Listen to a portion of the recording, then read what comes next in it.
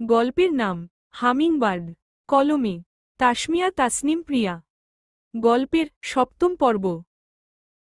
দীর্ঘ নিঃশ্বাস ফেলে ফোনটা বালিশের পাশে রেখে দিল মেহরাব। মানুষ কখন কার প্রেমে পড়ে তা কেউ আগে থেকে জানে না। মেহরাবও জানত না কখন যে সাবিহার প্রেমে পড়ে গেছে, বুঝতেও পারেনি। এমন এক মেয়েকে তার ভালো লেগে গেছে, এই ভাবনাতেই বিরক্ত হতো সে। নিজেকে কতবার কড়াকড়ে শাসন করেছে, কিন্তু মন তো কারো শাসন মানে না। মেহরাবের মনও মানেনি। শেষমেশ সে সাবিহার প্রেমে পড়েই গেল। রাত গভীর। চোখ বন্ধ করে শুয়ে আছে মেহরাব, কিন্তু মাথায় ঘুরছে শুধুই সাবিহার কথা। তার পরিবার বলতে মা, বাবা আর এক বোন। যদিও বোনের বিয়ে হয়ে গেছে, এখন থাকে শ্বশুরবাড়িতে। বহু চেষ্টা করেও ছেলের বিয়ে দিতে পারেননি মা বাবা। একসময় হালি ছেড়ে দিয়েছেন তারা। মেহরাবের মা ছেলে অন্তঃপ্রাণ। মেহরাব ছাড়া তার একদিনও চলে না। শুধু মায়ের জন্যই বিদেশে ভালো চাকরির সুযোগ পেয়েও বহুবার হাতছাড়া করেছে সে। মেহরাব ভাবছিল, যদি কানাডা চলে যেত, কেমন হতো জীবনটা। কিন্তু মাকে কি আদৌ বোঝানো যাবে? ভাবনার অতলে ডুবে ডুবে একসময় ঘুমিয়ে পড়ল মেহরাব। ভার্সিটির প্রথম দিন আজ। আয়নার সামনে দাঁড়িয়ে চোখে কাজল দিচ্ছে ওরা। ঘরে নিঃশব্দ একটা উত্তেজনা। চেয়ারে বসে আরিশ একদৃষ্টে তাকিয়ে আছে তার দিকে, চুপচাপ, মনোযোগী। বরাবরের মতোই ভদ্রলোক, কালো রঙের পোশাকে সুসজ্জিত, যেন এক নিখুঁত অভ্যস্ততা। তোমার সাজগোজ নষ্ট হয়ে যাবে এখন, নরম কণ্ঠে বলে উঠল আরিশ। চেয়ার থেকে উঠে ধীরে ধীরে এগিয়ে এল ওরার দিকে। ওরা কিছুটা অবাক হয়ে পেছনে ফিরে তাকাল। তার পরনে হালকা মিষ্টি রঙের থ্রিপিস, ঠোঁটে মেরুন লিপস্টিক, কানে কুন্দনের ছোট দুল, চোখে গাঢ় কাজল, সব মিলিয়ে সে যেন সকালবেলার এক স্নিগ্ধ অনুভূতির মতো। খোলা চুলগুলো এলোমেলো হয়ে আছে কিছুটা, তবে ওরা চুলগুলোও আছড়ে নিতে লাগল এবার। আরিশ থেমে দাঁড়ালো ওরার কাছাকাছি, চোখে একরাশ প্রশ্রয়। কেন? কারণ আজ তোমাকে অসহ্য রকম হট লাগছে। ওরার কোমর ধরে তাকে এক ঝটকায় কাছে টেনে নিল আরিশ। প্লিজ, এখন না। সাজগোজ নষ্ট হয়ে গেলে বের হব কিভাবে? হোক না। এমন সেজেগুজে যাচ্ছ কেন? আমি ছাড়া আর কেউ তোমার এই রূপ দেখবে না। আরিশের কণ্ঠে ছিল এক ধরনের দাবি। কই সাজলাম? কেবল লিপস্টিক আর কাজল দিয়েছি। কাজলের দরকার নেই, মুছে ফেলো।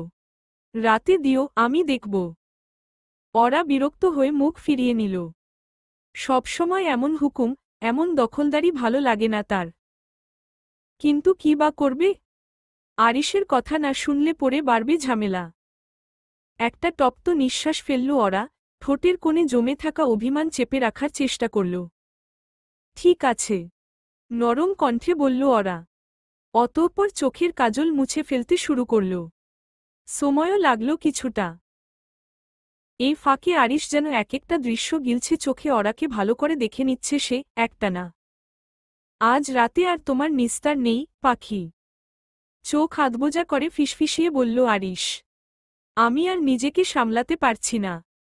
লাজুক মুখে মাথা নিচু করে রইল ওরা। 9টা বাজছে, দেয়ালঘড়ির কাঁটা যেন তাগাদা দিচ্ছে, ভার্সিটিতে যেতে হবে। সেটা রাতে দেখা যাবে। এখন চলুন। ওরা চোখ তুলে বলল, ঠোঁটে অল্প হাসি।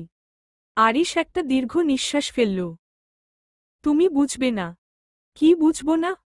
চোখের সামনে এমন সুন্দরী বউ থাকার পরও আদর করতে না পারার যন্ত্রণাটা। কেন বুঝব না?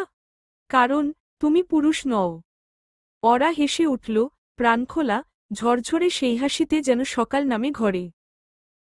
আরিশ এক দৃষ্টে তাকিয়ে থাকল, মুগ্ধ হয়ে। বুঝলাম। এখন চলুন, দেরি হয়ে যাচ্ছে। যাওয়ার আগে হঠাৎ করেই আরিশ ওরার ঠোঁটে একটা আলতো চুমু এঁকে দিল, তারপর ভালোবাসায় মেশানো এক মৃদু কামড় বসাল। ওরা একটু চমকে উঠল, কিন্তু কিছু বলল না। যেন buy one get one free offer চলছে। চলো। হাতে হাত ধরে ঘর থেকে বেরোলো দুজন। ড্রয়িং রুমে যেতেই তাসলিমা খাতুনের মুখোমুখি হল তারা। তোমার সাথে কথা ছিল আরিশ। গুরুত্বপূর্ণ। তাসলিমা খাতুন বেশ থমথমে গলায় বললেন কথাগুলো। সন্ধ্যায় কথা হবে। এখন লেট হচ্ছে চাচি। ঠিক আছে। আরিশ আর না দাঁড়িয়ে অরাকে নিয়ে বাসা বেরিয়ে গেল। তাসলিমা খাতুন একা একা দাঁড়িয়ে রাগে ফুঁসছেন। কথা বলার সময় নেই, কিন্তু বউকে ইউনিভার্সিটিতে পৌঁছে দেওয়ার মতো ঠিকই সময় আছে। গাড়ি চলছে। ওরা চুপচাপ জানালার কাছে চোখ রাখল। বাইরের দৃশ্যগুলো একটার পর একটা সরে যাচ্ছে, ঠিক যেন তার ভেতরের অনুভূতির মতোই নীরব, অনিশেষ। যেতে যেতে কোনো কথা হল না দুজনের মধ্যে। শুধু নিস্তব্ধতা, মাঝে মাঝে গাড়ির টায়ারের শব্দ। ভার্সিটির গেটের সামনে থামল গাড়ি। অরার ঠোঁটের কোণে হাসি ফুটল। আরিশ এক নজর তাকালো সেদিকে, তারপর লম্বা নিঃশ্বাস ছাড়ল কয়েকবার। ওরা অন্য কোনো বিষয় খুশি হয়ে হাসলেও হিংসা হয় আরিশের। মনে হয় ওরা একমাত্র তার জন্য হাসবে, অন্য কিছুর জন্য নয়। অদ্ভুত ভাবনা। চলো, ক্লাসে পৌঁছে দিয়ে আসব। দরকার নেই। আপনার লেট হচ্ছে না? আপনি যান, আমি চলে যাব। কারো সাথে অপ্রয়োজনীয় কথা বলবো না। ভ্রু নাচিয়ে বলল আরিশ। শিওর? হ্যাঁ। শুধু বন্ধুদের সাথে কথা বলবো, তবে সীমিত। Good girl. তাহলে ঠিক আছে। আমারও লেট হচ্ছে, মিটিং আছে জরুরি। হাতঘড়ির দিকে এক নজর তাকিয়ে ব্যস্তসমস্ত ভঙ্গিতে বলল আরিশ। তারপর গাড়ির দরজা খুলে দিল। ওরা গাড়ি থেকে নামতেই যাবে এমন সময় হাত টেনে ধরল আরিশ। কি? ওরার প্রশ্নের জবাব না দিয়ে তার কপালে চুমু খেলো আরিশ। এখন যাও, সোজা ক্লাসে যাবে।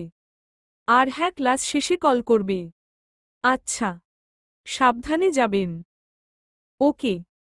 গাড়ির দরজা বন্ধ করে দিল আরিশ। ওরা এখনো রাস্তার পাশে দাঁড়িয়ে আছে। এক অদৃশ্য টানে আরিশের গাড়ি দৃষ্টির আড়াল হওয়ার আগ পর্যন্ত ওভাবেই দাঁড়িয়ে রইল সে। তারপর স্বস্তির নিঃশ্বাস ছাড়ল। ভার্সিটির গেটের দিকে তাকিয়ে মুচকি হাসল। এর মধ্যেই আকাশের সাথে দেখা হলো তার। এদিকেই আসছে সে। ওরা দ্বিধায় পড়ে গেল, আকাশের সাথে কথা বলবে কি না ভেবে। বলা তো উচিত। আরিশ যা করেছে তাতে ওরারও ক্ষমা চাওয়া দরকার। এসেছ তুমি? আকাশ নিজে থেকেই কথা বলল। হ্যাঁ। কেমন আছো? এই তো, ভালোই। তুমি? হ্যাঁ, ভালো আছি। চলো ক্লাসে যাই। আরে দাঁড়াও। তোমার বর তো নেই এখানে, চলো না দোকানে বসে চা খেতে খেতে আড্ডা দেই একটু। ক্লাস শুরু হতে তো এখনো দেরি আছে। আকাশের প্রস্তাবটা মন্দ না। তবে ওরা তো আরিশকে কথা দিয়েছে, সোজা ক্লাসে যাবে। কিন্তু আকাশকেও কিভাবে না বলবে? ওরাকে অন্যমনস্ক হয়ে থাকতে দেখে আকাশ আবারও বলল। আরে এত ভাবছ কেন? চলো তো। আকাশ হেসে হাত ধরল তার। ওরা খানিকটা অন্যমনস্ক ছিল, সুতরাং আপত্তি করল না। তবে কিছুদূর গিয়ে নিজে থেকেই হাতটা ছাড়িয়ে নিল, তারপর পাশাপাশি হাঁটতে লাগল দুজন। রাস্তার ওপাশে একটা ছোট চায়ের দোকানের দিকে এগোল তারা। আকাশ ওরাকে সেখানে বসতে বলল। ওরা বেঞ্চিতে বসে চারপাশে তাকাল। এদিকে আকাশ একটু দূরে গিয়ে ফোনটা বের করল পকেট থেকে। কোনো একটা নাম খুঁজে নিয়ে একবার চারপাশে নজর বুলিয়ে চুপি চুপি কল করল কাউকে। এখন আসুন। চায়ের দোকানে আছে ওরা। ওপাশ থেকে কিছু একটা বলে কল কাটা হল। আকাশের ঠোঁটের কোণে রহস্যময়ী হাসি। মিনিট 5 হলো আকাশ গেল, কিন্তু এখনো ফিরছে না। দোকানদার ওরাকে চা দিয়েছে। একা একাই চা খাচ্ছে সে। আকাশের চায়ের কাপটা পাশেই রাখা আছে। এর মধ্যে আকাশ চলে এলো। কোথায় গিয়েছিলে আকাশ? আরে ইমার্জেন্সি। বুঝতে পেরেছ? হাতের ইশারায় কিছু একটা বোঝালো আকাশ। ওরা ইতস্ততভাবে মাথা নাড়ল। নাও চা খাও, আমার প্রায় শেষ হয়ে এসেছে। আমাকে রেখে একাই খেলে। ইটস ভেরি ব্যাড ওরা। আকাশ মজার ছলে বলল। মামা ওরাকে আরেক কাপ চা দিন তো, বেশি করে লিগার দিবেন। শেষের কথাগুলো দোকানদারকে উদ্দেশ্য করে বলল আকাশ। ওরা বিপাকে পড়েছে। চা পছন্দের হলেও এই মুহূর্তে আর খেতে ইচ্ছে করছে না। কিন্তু নাও বলতে পারছে না। কেন যে আগে আগে একা খেতে গেল সেই ভেবেই বিরক্ত লাগছে এখন। কিছুক্ষণের মধ্যেই দোকানদার চা দিল। লেট হচ্ছে আকাশ। চা শেষ হলেই চলে যাব। ওকে। হ্যাঁ হ্যাঁ, পাক্কা। আকাশ হেসে চায়ের কাপে চুমুক দিতে দিতে কথা বলছে। ওরাও খুব এনজয় করছে সবকিছু। কতগুলো দিন পর এভাবে প্রাণ খুলে বাঁচতে পারছে ওরা। ম্যাম। আচমকা কারো ডাকে পেছনে ফিরি তাকালো ওরা। আকাশও তাদের দিকে তাকিয়ে আছে। দুজন ভদ্রলোক, ফরমাল পোশাক পরে আছে তারা। ওরা বসা থেকে উঠে দাঁড়ালো। কৌতূহলী হয়ে শুধালো ওরা, আপনারা কারা? আরিশ স্যার অ্যাক্সিডেন্ট করেছে ম্যাম। আমরা উনার পরিচিত। অজ্ঞান অবস্থায় উনি শুধু বারবার আপনার নাম নিচ্ছেন, প্লিজ আমাদের সাথে চলুন। বুকটা কেমন ধক করে উঠল ওরার। আরিশের অ্যাক্সিডেন্ট হয়েছে। ওরা কিছু বিচার বিবেচনা না করেই বলল, আমি যাব। উনার কাছে নিয়ে যান আমাকে। আকাশ বলল, আমিও যাচ্ছি সাথে, চলো। দুই ভদ্রলোক আকাশ ও ওরাকে গাড়িতে তুলে নিল।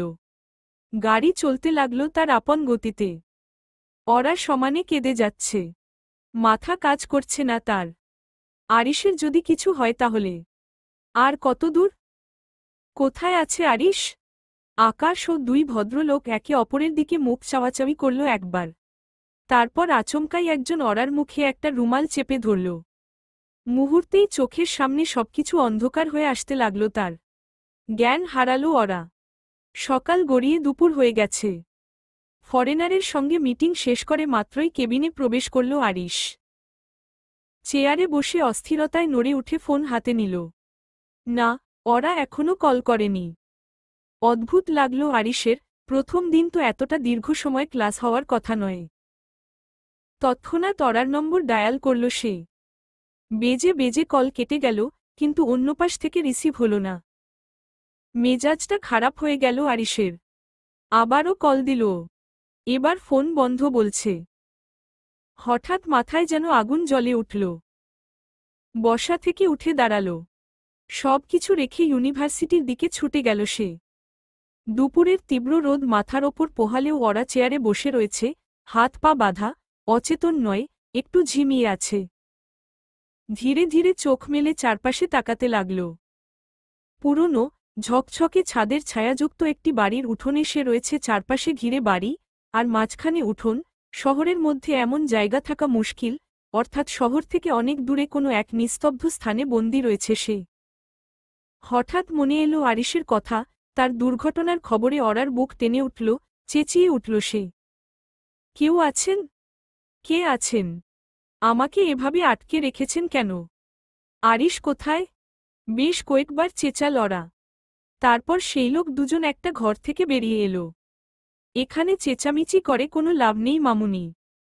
তোমার আরিশ তো ঢাকায় আছে, সুস্থ আছে। কিন্তু তুমি সুস্থ থাকবে না আর। কথাটা বলেই দুজনে বিশ্রীভাবে হেসে উঠল। এদের নাম কালু ও কালাম। চৌধুরীদের পোষা গুন্ডা। রহমান চৌধুরী ও ফারুক চৌধুরীর আদেশেই ওরাকে এখানে নিয়ে আসা হয়েছে। আকাশের সাহায্যেই কাজটা সহজ হয়েছিল। বিনিময়ে ফারুক চৌধুরী আকাশকে অনেক টাকা পয়সা দিয়েছে। যদিও এসব কিছুই জানে না ওরা।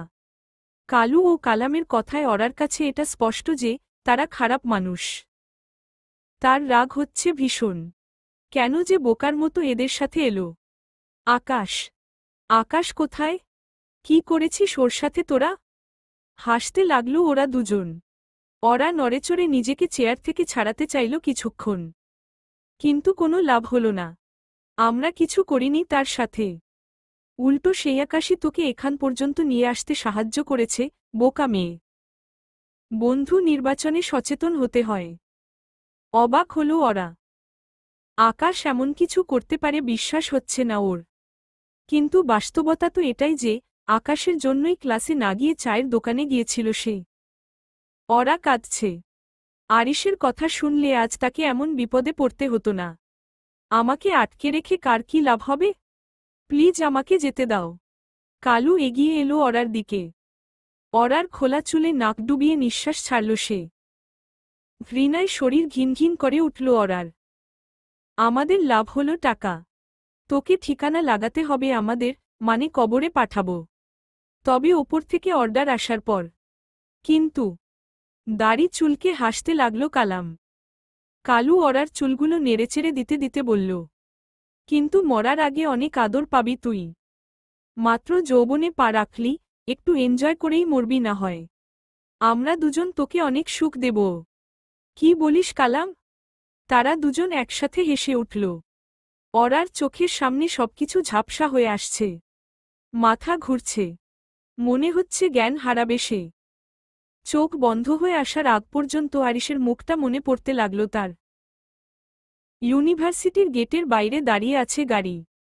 একটু আগেই ভার্সিটির মূল ফটকে প্রবেশ করল আরিশ। কিন্তু সেখানে গিয়ে যা শুনল তাতে মাথায় রক্ত চড়ে গেছে তার। ওরা আজকে ভার্সিটিতে আসেনি। ভয়, রাগে পাগল পাগল লাগছে তার। হঠাৎ শরীর ঠান্ডা হয়ে আসছে তার, হাত পা কাঁপতে শুরু করেছে। মাথার ভেতর হাজারো প্রশ্ন ঘুরপাক খাচ্ছে, কিন্তু কোনো উত্তর পাচ্ছে না সে। অবিশ্বাস আর উৎকণ্ঠায় দ্রুত ভার্সিটির বাইরে বেরিয়ে এলো আরিশ। হাঁটু চাটাচ্ছে, হৃদয় ব্যথায় ভারাক্রান্ত। ফোন তুলে ওরার বাবার বাড়ি ডায়াল করল। নয়না ফোন রিসিভ করল। আরিশের কণ্ঠে আটসাট কাঁপন। হ্যালো। কে? ওরা গেছে তোমাদের কাছে? আপু? কই না তো। ওর না আজ ভার্সিটিতে যাওয়ার কথা ছিল, ভাইয়া। গতকাল রাতে এজন্য খুশিতে কল করেছিল। মায়ের সাথে কথাও বলল। আরিশ আর কিছুই শুনতে পারল না। ওরা ও বাড়িতেও যায়নি মানে কিছু ঠিক নেই। নিশ্চয়ই কোনো বিপদ হয়েছে মেয়েটার। মনের ভিতর একটা অজানা আতঙ্ক ছড়িয়ে গেল। চিৎকার করে উঠল আরিশ। আশপাশের সবাই অবাক হয়ে আরিশকে দেখতে লাগল। ভাবল, ভদ্রলোক উন্মাদ হয়ে গেছে। পরপর 3 বার কোথায় কোথায় যেন কল করল আরিশ। কথা হলো তাদের সাথে। তারপর আশপাশের সবগুলো দোকানে ওরার ছবি দেখাতে লাগল। চায়ের দোকানে ওরার ছবি দেখাতেই চিনতে পারল দোকানদার। আরিশ উত্তেজিত হয়ে ভদ্রলোকের কলার চেপে ধরে রাগে চিবিয়ে চিবিয়ে বলতে লাগল, কখন এসেছিল ওরা? আর কার সাথে? একা? একটা ছেলের সাথে এসেছিল, সকালে। আকাশ না আয়ুষ তার নাম। দুজনে চা খেল, তারপর একটা বড় গাড়িতে চড়ে বসল। এর চেয়ে বেশি কিছু আমি জানি না। দোকানদার ভয়ে ভয়ে বলল কথাগুলো। আরিশের চোখে যেন কোনো মৃত্যুপুরীর ছায়া নেমে এসেছে, যে কেউ দেখলে ভয় পাবে। এর মধ্যে তালহা এসে উপস্থিত হল সেখানে। আরিশকে দোকান থেকে বের করে আনল। ঘন ঘন নিঃশ্বাস ফেলে নিজেকে সামলাতে চেষ্টা করছে আরিশ। ভাইয়া প্লিজ শান্ত হও। ভাবিকে ঠিক পেয়ে যাব। হয়তো বন্ধুর সাথে কোথাও গিয়েছে। না তালহা, ওরা কখনো এমন কাজ করবে না। আকাশের মধ্যে ঘাপলা আছে, ওকে আগেরবারই জানে মেরে ফেলা দরকার ছিল। ভুল হয়ে গেছে আমার। আগে আমার ওরাকে পাই, তারপর ওকে এত ভাগ করে কাটব যে ওর লাশ পর্যন্ত খুঁজে পাবে না কেউ। আরিশ কথা শেষ হতেই গাড়িতে উঠে বসল। তালহা কি বলবে বুঝতে পারছে না। আরিশকে এরকম ভয়ঙ্কর রূপে কখনো দেখেনি সে। কথা বলতেও ভয় লাগছে ওর। আজকে নিশ্চিত খুনোখুনি লেগে যাবে। কিন্তু ওরা ভাবি কোথায়? চিন্তায় মাথা ধরে গেছে তালহার। আরিশ গাড়ি চালাচ্ছে। চোখ থেকে নিঃশব্দে জল গড়িয়ে পড়ছে তার। রক্তবর্ণ চোখে জল যেন আগ্নেয়গিরির লাভা। ভাইয়া আমরা কোথায় যাচ্ছি? আকাশের বাড়ি। ও সবকিছু জানে। তালহা চুপ করে রইল। কিছুক্ষণের মধ্যেই একটা কল এলো আরিশের ফোনে। অবস্থা বেগতিক দেখে তালহা ড্রাইভ করতে লাগল। কল রিসিভ করল আরিশ। স্যার চৌধুরীরা করেছে সব। তারাই ম্যাডামকে কিডন্যাপ করিয়েছে। কান দিয়ে গরম ধোয়া বেরুচ্ছে আরিশের। খবর লাগা কোথায় রেখেছে ওরাকে? আমার খবর চাই, নইলে সব শেষ করে ফেলব আমি। ওপাশ থেকে কল কেটে দিল। আরিশের পাগল পাগল লাগছে, ভীষণ অসহায় মনে হচ্ছে নিজেকে। কেন যে সকালবেলা ওরাকে ক্লাসে পৌঁছে দিয়ে এলো না সেই আফসোসে কলিজা পুড়ে যাচ্ছে তার। চৌধুরী ইন্ডাস্ট্রির কথা মনে পড়তেই চোয়াল শক্ত হয়ে এলো আরিশের, হাত মুষ্টিবদ্ধ হল। ফারুক চৌধুরী ও রহমান চৌধুরী ব্যবসায় না পেরে এরকম কিছু করবে দুঃস্বপ্নেও ভাবেনি আরিশ। এবার আরিশও তাই করবে, যা চৌধুরীরা করল। সম্মানের বিনিময়ে সম্মান। খালা, খালা। কিছুক্ষণ আগেই বাসায় ফিরেছে আকাশ। শরীর ক্লান্ত। রহমান চৌধুরীর থেকে মোটা অঙ্কের টাকা নিয়ে এসেছে সে। টাকাগুলো নিজের রুমে রেখে এসে কেবল ড্রয়িং রুমে বসেছে সে। আকাশ বাবা, তুমি আইছ? কিছু লাগবে তোমার? লতা খালা গ্রামের মানুষ। কাজের জন্য শহরে আসা তার। বিগত ৩ বছরের বেশি সময় ধরে এ বাড়িতেই কাজ করছেন তিনি। এক গ্লাস ঠান্ডা লেবুর জুস দাও তো। ঠিক আছে, তুমি বহো, আমি নিয়া আইতাছি বাবা। আকাশ মাথা নেড়ে প্যান্টের পকেট থেকে ফোন করল। ৩টা পেরিয়ে গেছে। এতক্ষণে নিশ্চয়ই ওরাকে শেষ করে ফেলেছে চৌধুরীরা। একটু খারাপ লাগছে আকাশের। কিন্তু আরিশের সেই আচরণ মনে পড়লেই আকাশের মাথা খারাপ হয়ে যায়। বউয়ের জন্য এত দরদ। সেই বউ যদি পৃথিবীতে না থাকে তখন আরিশের কিরকম অবস্থা হয় সেটাই দেখতে চায় আকাশ। তাছাড়া ওরাকে যদি সে না পায় তবে অন্য কাউকেও পেতে দেব না। এসব ভাবতে ভাবতে ঠোঁটের কোণে হাসি ফুটল তার। হঠাৎ কলিং বেলের শব্দে নড়েচড়ে উঠল। লতা রান্নাঘরে আছে, আকাশই গেল দরজা খুলতেই অবাক। আপনি? আরিশকে দেখেই চমকালো আকাশ। লোকটা তার কাছে কেন এসেছে? আরিশ মুচকি হাসল। আকাশকে বলল, দাওয়াত করার জন্য এসেছি। আকাশ, কিসের? তোমার 40 আকাশ কিছু বলার আগেই আরিশ তার মাথায় পিস্তল দিয়ে একটা বাড়ি মারল। আকস্মিক আক্রমণে টাল সামলাতে না পেরে জ্ঞান হারিয়ে ফেলল আকাশ। তালহা আকাশকে ধরে বলল, ভাইয়া কি করতে চাচ্ছ তুমি? গাড়িতে নিয়ে চলো। তালহা তাই করতে লাগল। দুই ভাই আকাশকে নিয়ে গাড়িতে বসাল। একেবারে চুপচাপ, নিঃশব্দে। লতাও কিছু টের পেল না। তালহা গাড়ি চালাচ্ছে। আরিশ আকাশের চোখে মুখে পানি ছিটাচ্ছে। ইচ্ছে করছে ঘুমন্ত অবস্থাতেই ওকে শেষ করে দেয়। কিন্তু ওকে এখনই মেরে ফেললে ওরার খোঁজ আর জানা যাবে না। আরিশ একের পর এক পানি ছিটাতে ছিটাতে আকাশের পুরো মুখ ভিজিয়ে ফেলল। আস্তে আস্তে আকাশের জ্ঞান ফিরছে। ভাইয়া, আমরা কোথায় যাচ্ছি? আপাতত যেদিকে মন চায় সেদিকেই চল। আগে এই শুয়োরের বাচ্চার কাছ থেকে ওরার খোঁজ নিতে হবে। তালহা ওর কথামতোই গাড়ি চালাতে লাগল। এতক্ষণে আকাশ চোখ মেলে তাকিয়েছে। জ্ঞান হারানোর কারণ মনে করতে না পেরে নিজেকে আরিশের পাশে গাড়ির ভেতর আবিষ্কার করেই আটকে উঠল। আমাকে কোথায় নিয়ে যাচ্ছেন আপনারা? আরিশ ওর দিকে একদৃষ্টিতে তাকিয়ে বলল, আমার ওরা কোথায়? আকাশ শুকনো গলায় ঢোক গিলল। আরিশের চোখে মুখে এমন কিছু ছিল যা ওর কলিজা কাঁপিয়ে দিচ্ছিল। মিনমিনে গলায় বলল, আমি জানি না। আরিশ ওর ডান হাতে ঠেকিয়ে দিল পিস্তল। কণ্ঠে স্পষ্ট রাগ। আমার ওরা কোথায়, বল। আমি কিছুই জানি না, আরিশ। বিশ্বাস করুন। আরিশ আকাশের হাতে গুলি চালিয়ে দিল। আকাশের চিৎকারে তালহা তটস্থ হয়ে গেল। হাত বেয়ে রক্ত গড়িয়ে পড়ছে অনবরত, আসন ভিজে যাচ্ছে। ভাইয়া, আশপাশের লোকজন যদি বুঝে ফেলে গাড়ির ভেতর কি হচ্ছে তাহলে বড় বিপদ হবে। আর দেরি না করে আরিশ আকাশের মুখ চেপে বেঁধে ফেলল। এখন শুধু গোঙানির মতো অস্পষ্ট শব্দ বেরোচ্ছে তার মুখ থেকে। ঠিক বলেছিস। এবার ঠিক আছে। আকাশ উম করে কাঁপতে কাঁপতে ব্যথায় ছটফট করছে। আরিশ এবার পিস্তল ঠেকাল ওর উরুতে। গলা কাঁপিয়ে বলল, বল। না বললে আরেকটা গুলি খেতে হবে তোকে। আকাশ দ্রুত মাথা নাড়তে লাগল। তালহা বলল, ভাইয়া, মনে হচ্ছে ও কিছু বলতে চাইছে। মুখটা খুলে দাও একবার। আরিশ মুখের বাঁধন খুলে দিতেই আকাশ হাঁপাতে হাঁপাতে নিঃশ্বাস নিতে লাগল। মিনিটখানেক পরে কাপা গলায় বলল, আমি ওরার কাছে নিয়ে যাচ্ছি আপনাদের। দয়া করে আর গুলি করবেন না। আরিশ গর্জে উঠল, তাড়াতাড়ি বল, তাড়াতাড়ি। আকাশ তখন কাপা গলায় আরিশ আর তালহাকে ওরার অবস্থান বলতে লাগল। সূর্য হেলে পড়ছে। দুপুর গড়িয়ে বিকেলের দিকে যাচ্ছে সময়ে। কালাম, কালু দুজনেই কিছুক্ষণ আগে কথা বলেছে রহমান চৌধুরীর সঙ্গে। ওরাকে নিয়ে তারা কোনো ধরনের ঝুঁকি নিতে রাজি না। তাই সিদ্ধান্ত হয়েছে যত দ্রুত সম্ভব তাকে ন করে ফেলতে হবে। ফারুক চৌধুরীর নিজস্ব এক পুকুর আছে, মাগুর মাছের পুকুর। শহর থেকে খানিকটা দূরে। মাছগুলো ভয়ানক রকমের মাংসাশী। মানুষের মাংসও ছাড় দেয় না।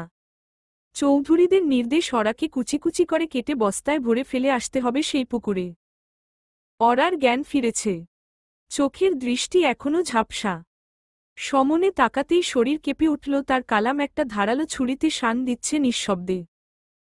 কালু পাশে বসে এক হাতে ফোন ধরে অশ্লীল ভিডিও দেখছে। ভিডিওর কুৎসিত শব্দে অরার চোখ মুখ ঘৃণায় কুঁচকে গেল। আরে, মামুনির জ্ঞান ফিরেছে। কালাম। কালু অরার দিকে তাকিয়ে বিশ্রীভাবে হেসে কালামকে উদ্দেশ্য করে বলল কথাটা। কালামও ছুরিতে শান দেওয়া বাদ দিয়ে অরার দিকে তাকাল। দুজনের চোখেই লোলুপ দৃষ্টি। অরা আচমকাই চেঁচিয়ে উঠল, কেউ আছেন? প্লিজ, কেউ থাকলে সারা দিন আমাকে বাঁচান। কালাম ও কালু উচ্চস্বরে হাসছে।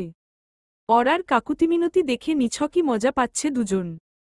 অরা চেঁচাতে থাকল, রাগী ভূত, আপনি কোথায়? প্লিজ আমার কাছে আসুন। আমি আর কখনো আপনার কথার বাইরে চলব না। প্লিজ, প্লিজ আমাকে বাঁচান। বোকা মেয়ে, সারাদিন চিল্লাতে থাকলেও কেউ আসবে না এখানে। তোর রাগী ভূত না? ফুপিয়ে কেঁদে উঠল অরা। মৃত্যু তাকে এতটা ভয় দেখায় না, কিন্তু সতীত্ব হারানো? না, সেটা তার পক্ষে কখনোই সম্ভব নয়। কিছু একটা করতে হবে, কিন্তু কি? হাত পা সব বাঁধা।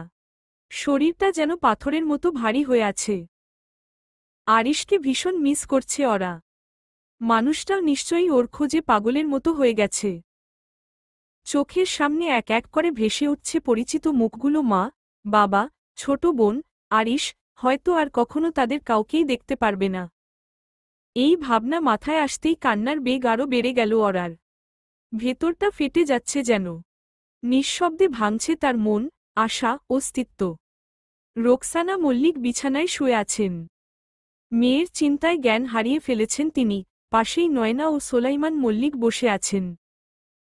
সোলাইমান মাথায় হাত বুলিয়ে দিচ্ছেন, নয়না হাত পা গরম করার চেষ্টা করেছেন।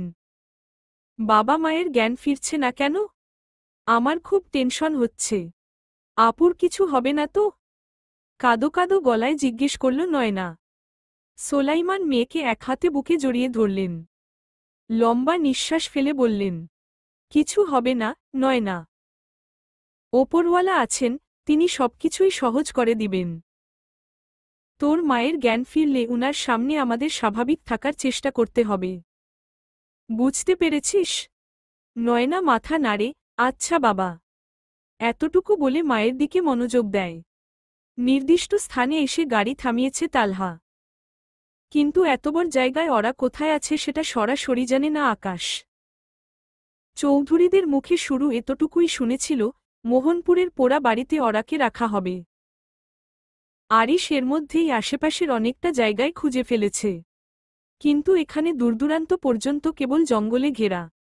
না আছে কোনো মানুষজন আর না আছে কোনো ঘরবাড়ি। তালহা আকাশকে হাত পা বেঁধে গাড়িতেই লক করে এসেছে। দুই ভাই মিলে এখন অরাকে খুঁজছে। অরা, অরা, কোথায় তুমি? কোথায় খুঁজব তোমায়? চিৎকার করতে করতে দৌড়াচ্ছে আরিশ। তালহার চোখ ছলছল করছে। ভাইয়ের এমন অবস্থা তার পক্ষে সহ্য করা সম্ভব হচ্ছে না। আরিশ উদ্ভ্রান্তের মতো কাঁদতে কাঁদতে ছুটছে কেবল। প্রতিটি গাছের আড়ালে, লতাপাতার ঝোপের আড়ালে পর্যন্ত খুঁজছে তাকে। কিন্তু কোথাও পাচ্ছে না। আমার অরার কিছু হলে আমি সবকিছু জ্বালিয়ে পুড়িয়ে ছাই করে ফেলব। তালহা দৌড়ে গিয়ে আরিশকে শক্ত করে জড়িয়ে ধরল। ভাইয়া প্লিজ শান্ত হও। এভাবে খুঁজলে ভাবিকে পাওয়া যাবে না। কিভাবে খুঁজলে পাবো? বল, বল, বলছিস না কেন? তালহা আরিশের পিঠে হাত বুলিয়ে দিয়ে বলল, তুমি শান্ত হও আগে। তারপর জঙ্গলের ওইদিকে চলো। ওদিকে ঘন জঙ্গল মনে হচ্ছে। কিছুটা শান্ত হলো আরিশ। আশেপাশে সতর্ক দৃষ্টিতে তাকিয়ে বোঝার চেষ্টা করল কিছু একটা। তারপরই একটা বুদ্ধি এলো মাথায়। গাড়ির দিকে এগোতে লাগল সে। আকাশের অবস্থা শোচনীয়, সিটে পড়ে আছে সে। তবে জ্ঞান হারায়নি। আরিশ গাড়ির দরজা খুলে আকাশের চুলগুলো শক্ত করে ধরে 2 গালে থাপ্পড় দিতে লাগল। ব্যথায় চেঁচিয়ে উঠল সে। কল দে চৌধুরীদের। জিজ্ঞেস কর ওরাকে কোথায় রেখেছে। আর বলবি তুই ওরার সাথে একবার দেখা করতে চাস, পুরনো হিসাব বাকি আছে। কে কেন বলবে। আকাশ কথা শেষ করার আগেই আরে 2-4টা থাপ্পড় পড়ল তার গালে। কেঁদে উঠে বলল সে। হ্যাঁ করছি কল। আরিশের ঠোঁটের কোণে ক্রূর হাসি ফুটল। আকাশের হাত খুলে ফেলল তালহা। ওরাকে পেতে যতক্ষণ সময়, তারপর আকাশের জন্য কি অপেক্ষা করছে সেটা সে নিজেও জানে না। মাথা নিচু করে বসে আছে ওরা। কালাম তার দিকেই এগিয়ে আসছে। মুখে তার বিশ্রী হাসি। ওরার সমানে চেঁচাচ্ছে। কিন্তু তাতে কালু ও কালামের কোনো ভ্রুক্ষেপ নেই। কালু বলল, ওর মুখটা বেঁধে ফেলত। এত ক্যাচক্যাচ শুনতে ভাল লাগছে না। কি যে বলিস তুই। যত চেঁচাবে তত মজা। তুই দেখ, আমি আগে মধু খাই। কালামের কথায় খুব আনন্দ পেল কালু। সে ভালোমতো বসল, যাতে সবকিছু ভালো করে দেখতে পারে। কুত্তার বাচ্চা আমার দিকে এগোবি না। আমার স্বামী জানলে তোদের চুল পর্যন্ত খুঁজে পাওয়া যাবে না। ওহ তাই নাকি, মামুনি? কালু এ কথা বলেই হাসে। কালাম ওরার হাত পায়ের বাঁধন খুলতেই ওরা পালাতে চেষ্টা করে। কিন্তু কালাম পরপর কয়েকটা থাপ্পড় মারায় মাটিতে লুটিয়ে পড়ে ওরা। তুমি এখানে কেন এসেছ? কালুর কণ্ঠে বিস্ময়। তার কথায় কালামও তাকাল। আকাশ দাঁড়িয়ে আছে সামনে, হাতে রক্ত। কালাম এক পা করে ওরার দিক থেকে সরে এসে আকাশের দিকে এগিয়ে গেল। কালুও উঠে দাঁড়িয়েছে। আকাশকে দেখে ঘৃণায় মাটিতে থুথু ছুঁড়ে দিল ওরা। ঠিক তখনই পরপর 2টা গুলির শব্দ কাঁপিয়ে দিল চারদিক। আতঙ্কে চিৎকার করে উঠল ওরা। মুহূর্তের মধ্যে মাটিতে লুটিয়ে পড়ল কালু ও কালাম। পায়ের মাঝ বরাবর গুলি করেছে আরিশ। তালহা তখন আকাশের পাশে দাঁড়িয়ে। আরিশ দৌড়ে এসে এক ঘাকুনিতে ওরাকে জড়িয়ে ধরল। গলা ছেড়ে কাঁদছে ওরা, কাঁপছে সমস্ত শরীর। আরিশের চোখমুখে ভয়ানক এক রূপ, রাগ, উদ্বেগ আর ভালোবাসার বিস্ফোরণ। সে শক্ত করে জড়িয়ে ধরেছে ওরাকে, বুকের সঙ্গে আগলে রেখেছে ভালোবাসা আর প্রতিশ্রুতির মতো করে। পাখি তুই কাঁদছিস কেন? কিচ্ছু হয়নি, কিচ্ছু না। শান্ত হ সোনা। জান আমার, আমি এসেছি। ওরা আরিশকে জড়িয়ে ধরে আছে, এতটা জোরে যেন আরিশ এক চুলও নড়তে না পারে। আরিশ ওরার কপালে, চুলে, মাথার তালুতে এলোপাতাড়ি চুমু খেল কতগুলো। ভাইয়া এদেরকে কি করবে? পুলিশ পৌঁছে যাবে কিছুক্ষণের মধ্যেই। আরিশ সবার দিকে এক নজর দেখে নিল। ওরার চোখমুখ মুছে গালে হাত রেখে নরম কণ্ঠে শুধাল, তোমার গালে কে মেরেছে? কে ছুঁয়েছে তোমাকে? ওরা ফুপিয়ে ফুপিয়ে কালামের দিকে ইশারা করল। ওদের অবস্থা শোচনীয়। কেউ স্বপ্নেও ভাবেনি এই জায়গায় হঠাৎ করে আরিশ এসে হাজির হবে। সেজন্য সঙ্গে ছুরি ছাড়া কোনো অস্ত্রও ছিল না। ওরাকে টুকরো করে ফেলতেই এনেছিল কয়েক রকমের ছুরি। কিন্তু এখন ওরাই যেন ছিন্নভিন্ন হয়ে পড়ে আছে মাটিতে। আরিশ ওরাকে শক্ত করে ধরে দাঁড় করাল। চোখ বুলিয়ে নিল চারপাশে, চারদিকে নির্জনতা, শুনশান স্তব্ধতা। তারপর ওরার কপালে একটি নরম চুমু খেল। 10 মিনিটের জন্য একটা ঘরে বসবে, চলো। আমি আছি, এখানেই। তুমি একদম ভয় পাবে না, হামিংবার্ড। আচ্ছা। মৃদু স্বরে বলল ওরা। আরিশ তাকে একটি নিরাপদ ঘরে বসিয়ে এলো। ওরার মুখে এখনো ভয় আর ক্লান্তির ছাপ। ওদিকে কালু আর কালাম ব্যথায় কাতরাচ্ছে, ছটফট করছে মাটিতে পড়ে। আকাশের অবস্থা সবচেয়ে করুণ, হাতে গুলির ক্ষত থেকে অনবরত রক্ত ঝরছে। তালহা তুইও যা এখান থেকে। কিন্তু ভাইয়া। যেতে বলেছি। আরিশের কথার বাইরে যাওয়ার সাহস এখন কারো নেই। আহত সিংহের মতো হিংস্র হয়ে উঠেছে সে। তালহা আকাশকে ছেড়ে কিছুটা দূরে, নিরাপদে সরে গেল। মাটিতে ধপ করে লুটিয়ে পড়ল আকাশ। আরিশ ধীরে ধীরে এগিয়ে গেল তার দিকে। হাতে কালুর শান দেওয়া ছুরি। পরনের শার্ট ছিঁড়ে আকাশের মুখ চেপে বেঁধে দিল, আর তারপরই ঘটল এক ভয়াবহ দৃশ্য। আরিশ শুরু করল আকাশের আঙুলগুলো একে একে কুপিয়ে কেটে ফেলা। আকাশের আর্তনাদ মুখে বাধা পড়ায় কেবল উমম শব্দে গুটিয়ে রইল। চারপাশ রক্তে সিক্ত, আকাশের দুহাতের কাটা আঙুলগুলো মাটিতে ছড়িয়ে আছে এলোমেলোভাবে। আরিশের চোখে তীব্র প্রতিশোধের আগুন। হাত ভর্তি রক্ত, ঠোঁটে এক তৃপ্ত, বিকৃত হাসি। এই হাত দিয়ে আমার অরাকে এদের কাছে পৌঁছে দিয়েছিলি না? কারি কারি টাকা নিয়েছিস, হাত দিয়েই তো। চিন্তা করিস না, যতটা কষ্ট আমার জানবাচ্চাকে দিয়েছিস তার তিনগুণ কষ্ট দিয়ে মারব তোকে। আকাশ কিছু বলতে পারছে না, কালু আর কালাম কিংকর্তব্যবিমূঢ় হয়ে বসে আছে। এতদিন শুধু নিজেরা খুন করে এসেছে, আজ চোখের সামনে এভাবে খুন হতে দেখে তারা অবাক হয়ে গেছে। আরিশ হাসতে হাসতে আকাশের চোখে ছুরির ফলা ঢুকিয়ে দিল এবার। যন্ত্রণায় মাটিতে লুটিয়ে পড়ে গলা কাটা মুরগির মতে ছটফট করছে আকাশ। লঘু পাপে গুরুদণ্ডের মতো অরাকে চৌধুরীদের হাতে তুলে দেওয়ার জন্য প্রাণ যাচ্ছে আকাশের। আরিশ সময় নিল না, এবার একেবারে গলায় ছুঁচি ধরে আকাশের ভবলীলা সাঙ্গ করে দিল। কালাম আর কালু নিজেদের পরিণতি কি হবে সেই ভেবেই কাঁপছে।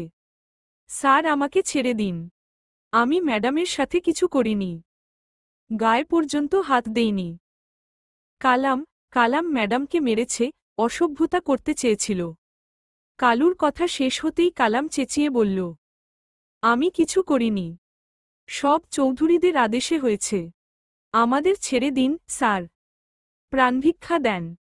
আরিশ মুচকি হাসল, এগিয়ে গেল কালামের দিকে। আকাশকে টুকরো টুকরো কর, তারপর বস্তাবন্দি কর, চমকাল তারা। আরিশের মনোভাব বুঝতে পারল না কেউ, তবে আরিশের কথার বাইরে গেল না কেউ। কিছু সময়ের ব্যবধানে আকাশের লাশ টুকরো টুকরো করে বস্তায় ভরে রাখল কালু ও কালাম। যদিও এসব করতে বেশ কষ্ট হয়েছে তাদের। পায়ের যন্ত্রণায় ছটফট করছে দুজনেই। আরিশের ঠোঁটের কোণে রহস্যময়ী হাসি। হঠাৎ নিজের হাতের পিস্তলটা এগিয়ে দিল কালামের দিকে। এটা নে আর আমার হাতে গুলি কর। কালু ও কালাম দুজন দুজনার দিকে তাকালো একবার, তারপর বলল, কি বলছেন স্যার? যা বললাম তাই কর। কালাম বাধ্য ছেলের মতো তাই করল।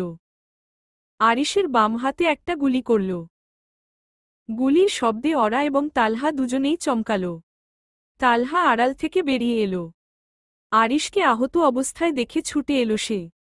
ভাইয়া, কল দিয়ে দেখ পুলিশ কতদূর। বলবি তুই লুকিয়ে কল করেছিস, এরা আমাকে গুলি করেছে। কিন্তু তোমার পায়ে। যা বললাম তাই কর, কুইক। অনিচ্ছা সত্ত্বেও তালহা দূরে চলে গেল আবার। কালামের মনে ভয়। অরার সাথে যা করেছে সে, তাতে কি আরিশ ছাড়বে তাকে? আচমকাই আরিশ কালামের কপাল বরাবর গুলি ছুড়ল। মুহূর্তেই কালামের নিথর শরীরটা মাটিতে লুটিয়ে পড়ল। ভয়ে জোরে কেঁদে উঠল কালু। আরিশের পা জড়িয়ে ধরল সে। আমাকে মারবেন না স্যার, আপনি যা বলবেন সব করব, শুধু যান ভিক্ষা দেন। আরিশের চোখের কোণে জল চিকচিক করছে। হাতের ব্যথা তাকে কাবু করছে। কালুর দিকে ঝুঁকে বসল আরিশ। এর মধ্যে পুলিশের গাড়ির শব্দ শুনতে পেল তারা। তাড়াতাড়ি এই ছুরি দিয়ে আমার পায়ে আঘাত কর স্যার, প্রাণ বাঁচাতে চাইলে যা বললাম তাই কর। কালু আরিশের পায়ে ছুরি দিয়ে আঘাত করল এবার। মাটিতে বসে পড়ল আরিশ। ফিসফিস করে বলল, এখানে যা হয়েছে সবকিছুর দোষ নিজের কাঁধে নিবি তুই।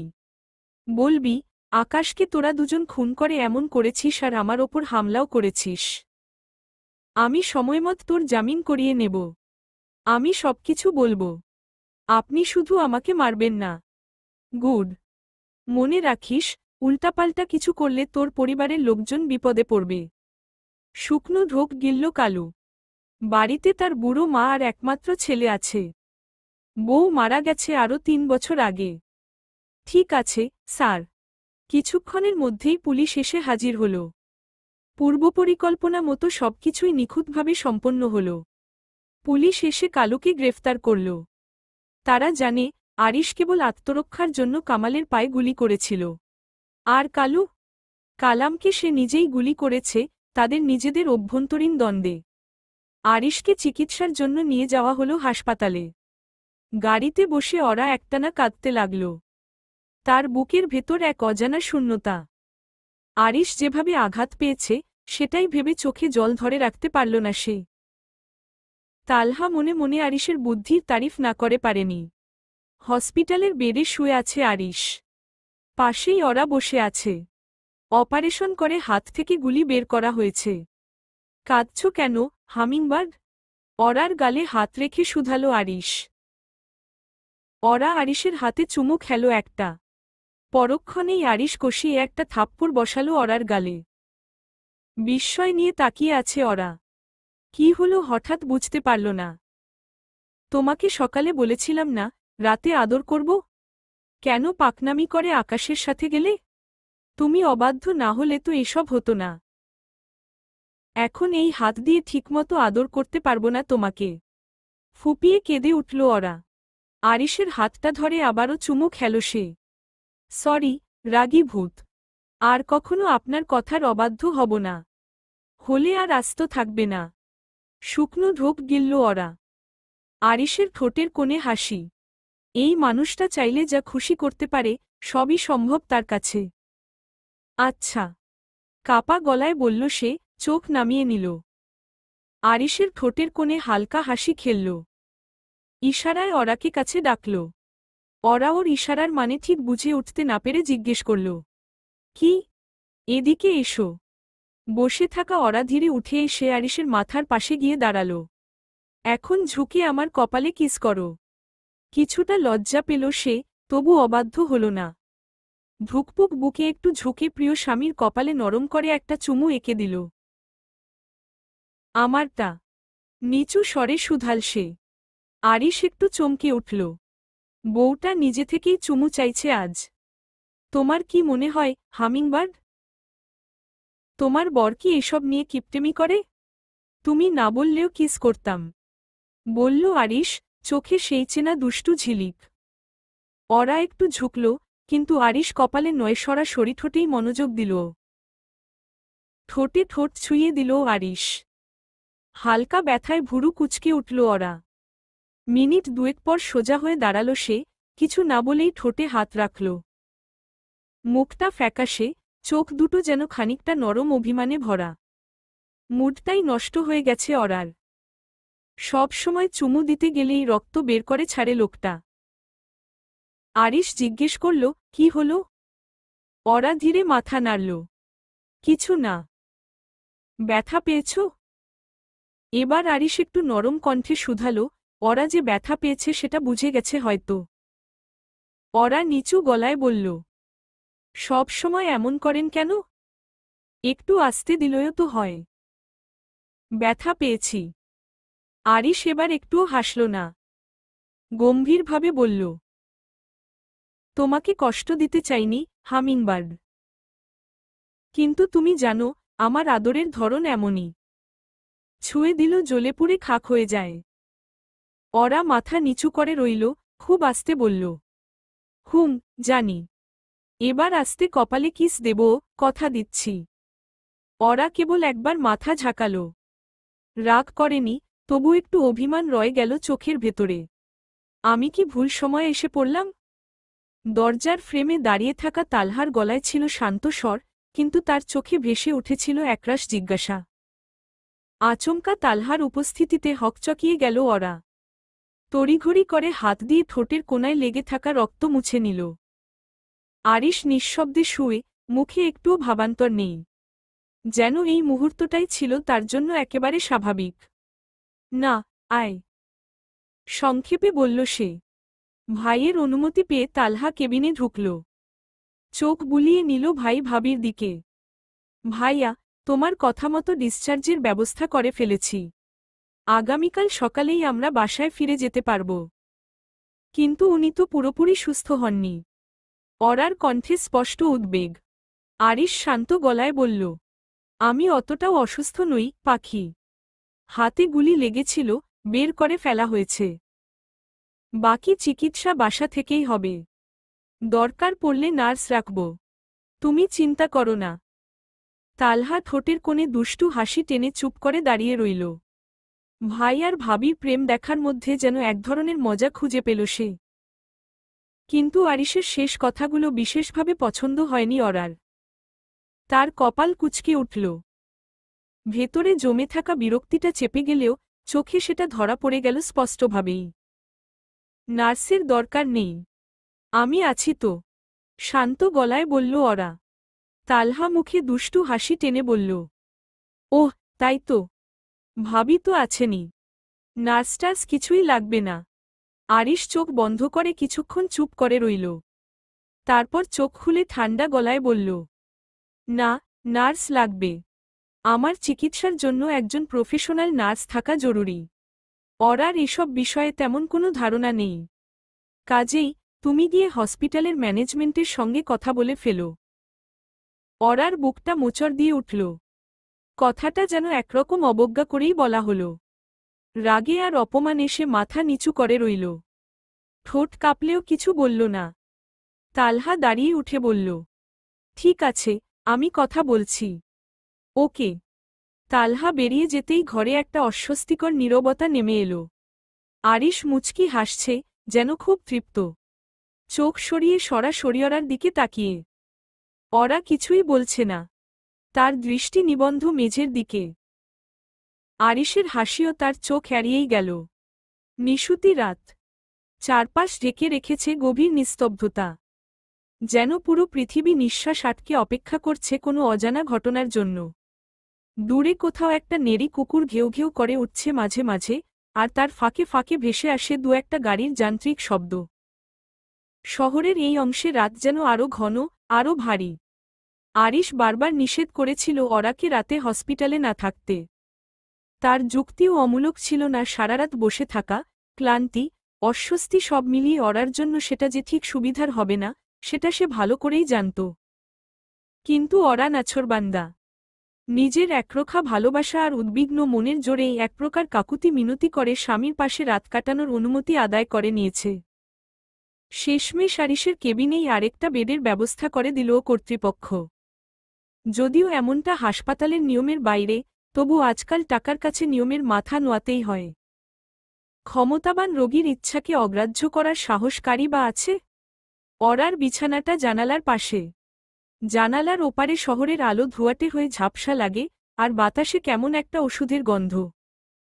অরা বিছানায় শুয়ে থাকলেও চোখে ঘুম নেই। পাশ ফিরে বারবার তাকায় আরিশের দিকে। আরিশ চোখ বন্ধ করে শুয়ে আছে, নিঃশব্দ, নির্লিপ্ততা। হয়তো ঘুমিয়ে আছে সে। অরার মনে পড়ে বিকেলের সেই ঘটনাগুলো, ঠোঁটের ক্ষত, আরিশের কণ্ঠে রুক্ষ ঠান্ডা সিদ্ধান্ত, সবকিছু মিলিয়ে মনটা ভার হয়ে আছে তার। তবুও অরা শান্ত। কারণ সে জানে, যত রুক্ষই হোক, যতটা উদাসীই দেখাক না কেন, এই মানুষটিই তার নিজের। আর এটাই যেন এই রাতের নিস্তব্ধতায় তার সবচেয়ে বড় সান্ত্বনা। রাতের আধার পেরিয়ে নতুন ভোরের আলো ধীরে ধীরে ছড়িয়ে পড়ছে শহর জুড়ে। জানালার কাচ গলে আসা নরম আলো যেন নিঃশব্দে জানান দিচ্ছে নতুন একটি দিনের শুরু। ঘড়িতে সময় সকাল 10টা ছুঁই ছুঁই। ড্রয়িং রুমে বসে চা পান করছেন সোলাইমান মল্লিক। পরিপাটি পোশাকে থাকলেও তার চোখে মুখে দায়িত্বের ছাপ স্পষ্ট। সামনে রাখা পত্রিকাটায় চোখ বুলিয়ে আবার চায়ের কাপে চুমুক দিচ্ছেন। রান্নাঘর থেকে বেরিয়ে এসে রোকসানা নয়নার জন্য সকালের নাস্তা সাজালেন, গরম গরম পরোটা, ডিম, কলা আর এক গ্লাস দুধ। নয়না ডাইনিং টেবিলে বসে খেতে শুরু করল, রোকসানা পাশে এসে বসলেন। কল করে দেখবে একবার? সোলাইমান কণ্ঠে সজাগ ভাব। তারপর না হয় রওনা দিলাম। রোকসানা ঠোঁটে হালকা হাসি টেনে উত্তর দেন, দরকার নেই। গতকাল রাতেই তো অরার সাথে কথা হলো আমার। ও বলেছে সকালে বাসায় ফেরার কথা। এতক্ষণে নিশ্চয়ই চলে এসেছে হসপিটাল থেকে। সোলাইমান মাথা নাড়লেন। চা শেষ করে টেবিলে কাপটা রাখলেন পরিপাটি করে। ঠিক আছে। নয়নার খাওয়া শেষ হলে তোমরা মামিয়ে রেডি হয়ে নাও। আমার তো রেডি হওয়ার বালাই নেই, একটা শার্ট পরলেই চলবে। রোকসানা হালকা হেসে সম্মতি জানালেন। ঠিক আছে। রোকসানা নয়নার পাশে বসে নাস্তা শুরু করলেন। সোলাইমান আগে থেকেই খাওয়া শেষ করে বসেছিলেন। সকাল থেকেই দরজার পাশে বারবার এসে দাঁড়াচ্ছিল তামান্না। শুধু প্রিয় ভাবির বিপদের জন্য নয়, তার সাথে আরিশ ভাইয়ের আহত হওয়ার খবরও তাকে অস্থির করে তুলেছে। এতগুলো বছর ধরে আরিশ ভাই আশ্রয়, আর আজ সেই মানুষটাই হসপিটাল থেকে ফিরছে আহত অবস্থায়। অস্থিরতায় সারাটা সকাল পার করেছে সে। পুরো বাসাটা পরিষ্কার করে, রান্না শেষ করে এখন শুধু ওদের ফেরার অপেক্ষা। তাসলিমা খাতুন আজ ঘর থেকেই বের হননি। তামান্না একা একাই সমস্ত কাজ সেরে রেখেছে। সকালটা কেমন গুমোট ছিল তার কাছে, এক ধরনের চাপা আতঙ্ক যেন বুকের মাঝে ঠাঁই নিয়েছিল। আকস্মিকভাবে গেটের বাইরে গাড়ির শব্দ শুনেই চমকে উঠল সে। রান্নাঘরে থাকা অবস্থাতেই শব্দটা কানে আসে। সব ফেলে রেখে এক প্রকার দৌড়ে চলে এলো ড্রয়িং রুমে। দ্রুত এগিয়ে গিয়ে আগেভাগেই দরজাটা খুলে দিল। তালহার সঙ্গে আরিশকে নিয়ে গেটের ভেতর ঢুকছে ওরা। শান্ত, ধীর ভঙ্গিতে হাঁটছেন তারা। আরিশের হাতে ব্যান্ডেজ বাঁধা, যদিও তার মুখে ক্লান্তির কোনো ছাপ নেই। পায়ে কেবল সামান্য কাটা ছেঁড়ার দাগ, তেমন গুরুতর কিছু না। কিন্তু তালহা ঠিকই তাকে শক্তভাবে ধরে রেখেছে। ভাইকে একা ছেড়ে দেওয়ার মানুষ সে নয়। তাদের পেছনেই আসছেন একজন নার্স, হাতে প্রাথমিক চিকিৎসার সরঞ্জাম। তামান্নার চোখ অশ্রুসজল হয়ে উঠল। দরজার একপাশে দাঁড়িয়ে নীরবে তাকিয়ে রইল সে। ভালোবাসার মানুষগুলোর সুস্থভাবে ফিরে আসাটা যে তার কাছে এক বিশাল স্বস্তির বিষয়। ভাবি, আপনি ঠিক আছেন তো? তামান্নার গলা কাঁপছিল উদ্বেগে। আমি ঠিক আছি, নরম গলায় জবাব দিল ওরা। মনে হচ্ছিল যেন চোখের পানি আটকে রেখেছে তামান্না। সামনে পেয়ে আর দেরি করল না, ছুটে এসে ওরাকে শক্ত করে বুকে জড়িয়ে ধরল। যেন বুকের ভেতরের সব ভয়, সব দুশ্চিন্তা ঝেড়ে ফেলতে চাইছে এই আলিঙ্গনে। আরিশ একটু বিরক্ত হয়ে কপাল কুঁচকে বলল, আমি অসুস্থ, আমার জন্য চিন্তা কর, তামান্না। তোর ভাবিকে জোরাজোরি বন্ধ কর। তার স্বরের মধ্যে ছিল হালকা হিংসে মেশানো সুর। তালহার মুখে মিটিমিটি হাসি ফুটে উঠল। ভাইয়ের এই জেলাসির মিষ্টি রূপ সে বহুবার দেখেছে। তবে গতকালের ঘটনার পর আজ যেন আরও স্পষ্ট বোঝা যাচ্ছে আরিশ তার ওরাকে কতটা ভালোবাসে। ভাইয়া, এখন আপনার হাত কেমন? আর পায়ের ব্যথা কি কিছুটা কমেছে? ওরাকে ছেড়ে এবার আরিশের দিকে এগিয়ে গেল তামান্না। সব ঠিক আছে। অল্প একটু জ্বালাপোড়া হয় মাঝে মাঝে। তবে এখন একটা চা হলে বেশ ঝরঝরে লাগবে। ঠিক আছে ভাইয়া, যাচ্ছি আমি। তামান্না রান্নাঘরের দিকে হেঁটে গেল। তালহা এবং নার্স রেবেকা ইসলাম মিলে আরিশকে ধরে দোতলার দিকে ওঠানোর জন্য এগোল। কিন্তু হঠাৎই ওরা এগিয়ে এসে তালহার পথ রোধ করে বলল, ভাইয়া, আপনাকে কষ্ট করতে হবে না। আর নার্স আপু, আপনাকেও উনাকে ধরতে হবে না। আমি নিজেই নিয়ে যাচ্ছি আরিশকে। তার চোখে ছিল দৃঢ়তা, কণ্ঠে ছিল যত্ন আর দখলদারির এক অদ্ভুত গম্ভীরতা। তালহা আর নার্স একে অপরের দিকে তাকিয়ে হালকা হেসে সরে গেল পাশে। কিন্তু আপনি কি সত্যিই ওনাকে নিয়ে যেতে পারবেন? তালহার কণ্ঠে ছিল খুনসুটির সুর, চোখে মুখে দুষ্টুমির হাসি। ওটা একরকম ইচ্ছে করেই বলল সে ওরাকে হালকা করে জ্বালানোর জন্য। আরিশ তখন ঠোঁটে মুচকি হাসি ফুটিয়ে বলল, হ্যাঁ, পারবে। নিশ্চয়ই পারবে। তুই যা, নিজের কাজ কর। আমাকে আমার বউ নিজেই নিয়ে যাবে রুমে। ওকে জাহাপনা। এলাম আমি, বিদায়। তালহা হাসতে হাসতে রান্নাঘরের দিকে পা বাড়াল। আরিশ বিষয়টা খেয়াল করল। এদিকে রেবেকা ইসলাম তখনও দাঁড়িয়ে। ওরা এবার তার দিকে তাকিয়ে বলল, দোতলার ৩ নম্বর রুমটা আমাদের। আপনি আগে যান, আমি উনাকে নিয়ে আসছি। রেবেকা বিনয়ের হাসি হেসে মাথা নেড়ে ধীরে ধীরে সিঁড়ির দিকে এগিয়ে গেলেন। আর তখনই আরিশ হঠাৎ জিজ্ঞেস করল, তালহা রান্নাঘরে গেল কেন? প্রশ্নটা শুনে ওরার মুখটা পড়ে গেল মুহূর্তে। ভেতরে ভেতরে চমকে উঠল সে। বুকের ভিতর ধুকপুক করে উঠল এক অজানা আশঙ্কায়। যদি আরিশ কিছু টের পায়? যদি তামান্না আর তালহার সম্পর্ক নিয়ে প্রশ্ন তোলে? এই সময় এই অবস্থায় এসব হলে তো পরিস্থিতি আরও জটিল হয়ে যাবে।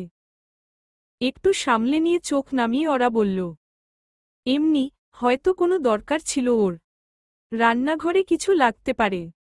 আরিশ গভীরভাবে তাকালো অরার চোখের দিকে। এক মুহূর্ত যেন থেমে রইল সময়ে।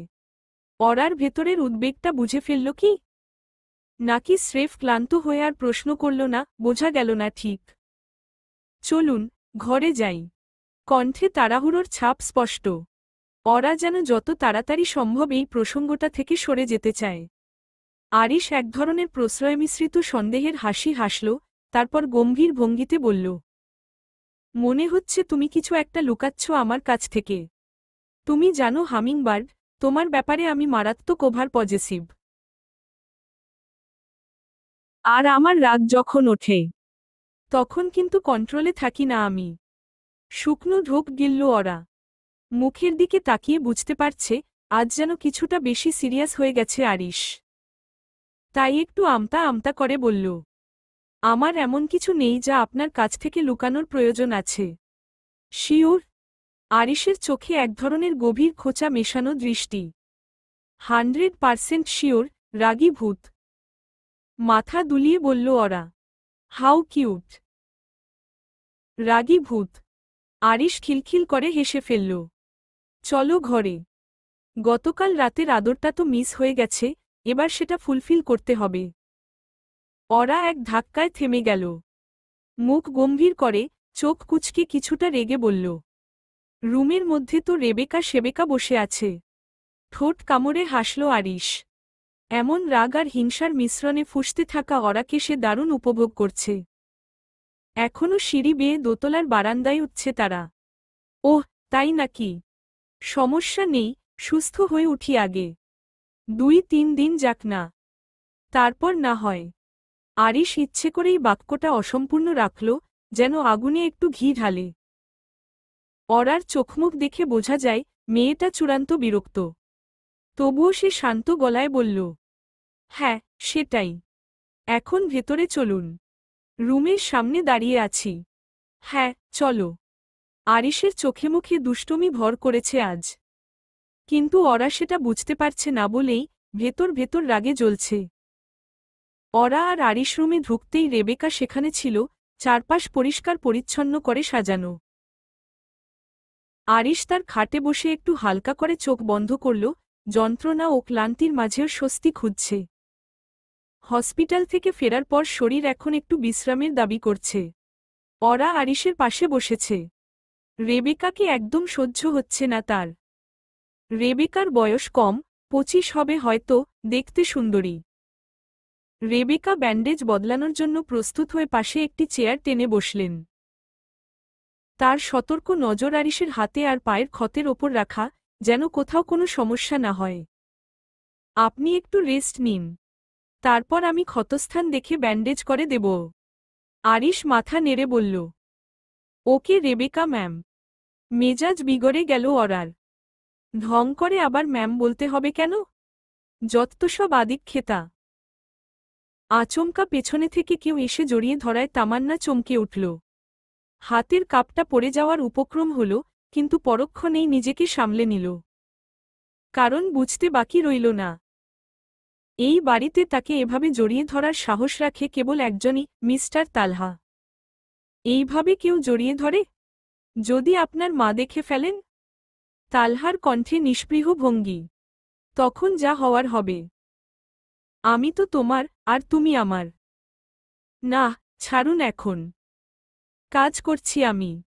আচ্ছা, ছাড়লাম। শোনো, রাতে ছাদে যাব। কল করব, সঙ্গে সঙ্গে চলে এসো। দয়া করে ঘুম ঘুম অভিনয় করে পালিয়ে যেও না। রাতে? কখন? গভীর রাতে। সবাই যখন ঘুমে ডুবে থাকবে। কেন? ভালোবাসতে। তামান্না তাকালো একটু থেমে। চোখে মুখে অনিচ্ছা, কিন্তু গালে লুকোনো একরাশ লালিমা। আচ্ছা, এখন আপনি যান। আমি চা নিয়ে যাচ্ছি সবার জন্য। আপনার রুমেও দিয়ে আসব। তাহলে তো ভালোই। আপাতত টাটা, মিস তামান্না ভাটিয়া। তালহা চোখ টিপে হাঁটতে হাঁটতে বেরিয়ে গেল। তামান্নার ঠোঁটের কোণে হালকা হাসি, যার ব্যাখ্যা সে নিজেও দিতে পারে না। মনোযোগ সহকারে রেবেকার দিকে তাকিয়ে আছে ওরা। ব্যান্ডেজ চেঞ্জ করে দিচ্ছে সে। আরিশ চোখ বন্ধ করে শুয়ে আছে। অর্ধ উন্মুক্ত শরীরে আরিশকে এভাবে দেখে ওরার অসহ্য লাগছে বেশ, কারণ রেবেকাও আরিশকে দেখছে। বিষয়টা ওরার একদমই ভালো ঠেকেছে না। ভাবি, দেখেন কারা এসেছে। আচমকা তামান্নার চিৎকারে চমকে উঠল ওরা। পাশেই শুয়ে থাকা আরিশ ধীরে চোখ মেলে তাকাল। রেবেকা তখনও চুপচাপ নিজের কাজে ব্যস্ত। আরিশের দিকে তাকিয়ে ওরা নিচু গলায় বলল, আমি গিয়ে দেখি। আরিশ ভ্রু কুঁচকে উত্তর দিল, না, আগে জেনে নাও কে এসেছে, তারপর যেও। ওরা মাথা নেড়ে ঘর থেকে বেরিয়ে তামান্নাকে ডাকল। তামান্না আপু, কে এসেছে গো? তামান্না একটু হাসি চেপে বলল, নয়না এসেছে, সঙ্গে আপনার মা বাবাও। খুশিতে মুখখানি আলোকিত হয়ে উঠল ওরার। সে দৌড়ে আবার বেডরুমে ফিরে এলো। আমার বাবা মা আর বোন নয়না এসেছেন। আমি নিচে যাচ্ছি, উৎসাহভরে বলে উঠল ওরা। আরিশ তাকিয়ে রইল ওর দিকে। ঠোঁটের কোণে মৃদু হাসি। হুম, যাও, কিন্তু সিঁড়ি দিয়ে নামার সময় সাবধানে যেও। ভালোবাসার গাম্ভীর্যে বলা কথাটা শুনে ওরা একটু থমকাল, তারপর হালকা হাসল। আচ্ছা, সাবধানে যাব। স্বামীর অনুমতি নিয়ে দোতলা থেকে সোজা ড্রয়িং রুমে এসে থামল ওরা। দ্রুত দৌড়ে আসা হাঁপিয়ে গেছে মেয়েটা। রোকসানা মল্লিক মেয়েকে দেখে যেন চোখের জল ধরে রাখতে পারলেন না। মুখভর্তি হাসি, গলার কাঁপুনি, সব মিলিয়ে একজন মায়ের পরিপূর্ণ অনুভূতি। সোলাইমান মল্লিকও থমকে গেলেন। ওরা যেন কেবল তাদের মেয়ে নয়, এক রাজকন্যা হয়ে এসেছে তাদের সামনে। সাজসজ্জা, আচরণ, চোখে মুখে অন্যরকম দীপ্তি, সব মিলিয়ে যেন নতুন করে চিনতে হলো মেয়েটাকে। কেমন আছিস মা? রোকসানা মল্লিক স্নেহভরে মেয়েকে জড়িয়ে ধরলেন। আমি ভালো আছি। তোমরা কেমন আছো বলো? ওরার গলায় আন্তরিক উচ্ছ্বাস। আলহামদুলিল্লাহ। আরিশ কোথায়? এখন কেমন ও? সোলাইমান মল্লিক উদ্বিগ্ন হয়ে জিজ্ঞেস করলেন।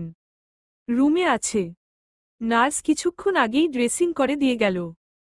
নয়না ইতোমধ্যে তামান্নার সঙ্গে গল্পে মেতে উঠেছে। মেহমানদের আপ্যায়নের ব্যবস্থা করতে তামান্না ও নয়না একসাথে রান্নাঘরের দিকে এগিয়ে গেল। সোলাইমান ও রোকসানা আবার মেয়ের দিকে ফিরলেন। তাহলে আমাদের নিয়ে চল রুমে। ওরা, হ্যাঁ, চলো বলে মা বাবার হাত ধরে এগিয়ে চলল ওরা। আরিশের সঙ্গে দেখা সাক্ষাৎ শেষ হলেও সেদিন আর বাড়ি ফেরা হয়নি মল্লিক পরিবারের।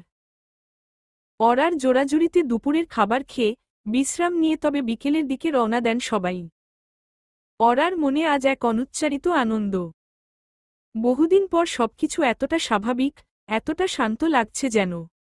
এমনটাই তো সে চেয়েছিল, একটা গোছানো সংসার, ভালোবাসার মানুষ, কাছের মানুষদের ছোঁয়া। আজ তার ভেতরটা পরিপূর্ণ। পরন্ত বিকেল। বাগানের এক কোণে রাখা লোহার চেয়ারে বসে আছেন রহমান চৌধুরী। চোখে ক্লান্তি, তবু মুখে অদ্ভুত এক তৃপ্তির ছাপ।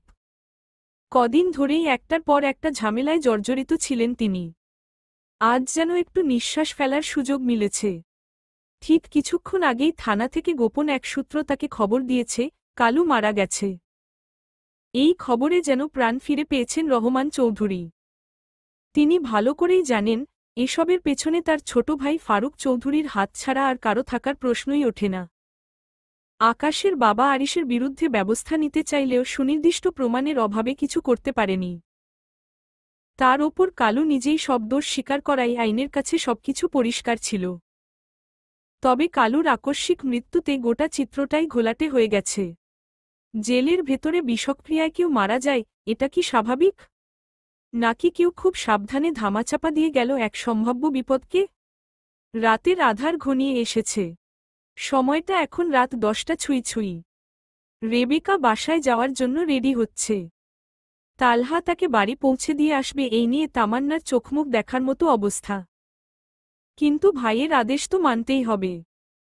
তাছাড়া রাত্রিবেলা একজন মেয়েকে একা ছেড়ে দেওয়া দায়িত্বহীনতার মধ্যে পড়ে। সব মিলিয়ে তালহা এক প্রকার বাধ্য হয়েই রেবেকাকে দিয়ে আসতে রাজি হয়েছে। ওরা চেয়ারে বসে পা দোলাচ্ছে। রেবেকা শেষবারের মতো আরিশকে একবার চেক করে নিচ্ছে। ম্যাম, সবকিছু ঠিক আছে। আমি এখন আসছি। আগামীকাল সকালে যথাসময়ে চলে আসব। কোনো সময়ই ফেরত আসার দরকার নেই, বাপু। আমার স্বামী, আমি দেখে শুনে রাখব। তুমি বিদায় হও জলদি। ওরা কথাগুলো বলতে চেয়েও বলতে পারল না। মুখে কিছু না বলে কেবল মাথা নাড়ল। আরিশ এক হাতে ফোন নিয়ে ব্যস্ত, ফোনে নানা কিছু দেখছে। রেবেকা দ্রুত রুম থেকে বেরিয়ে গেল। আরিশ তখন ফোন পাশে রেখে ওরার দিকে মনোযোগ দিল। ধীরে ধীরে ওরার দিকে নজর দিয়ে বলল, হামিংবার্ড, কাম হিয়ার। ওরা আরিশের দিকে তাকালো, তবে কোনো প্রতিক্রিয়া দেখালো না।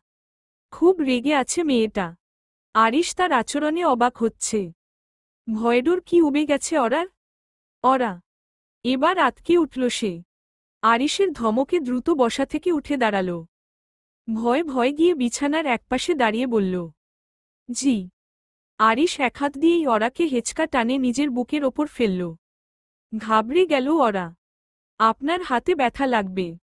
তোমাকে বুকে না জড়ালে পুরো শরীরটাই ব্যথায় অচল হয়ে যাবে।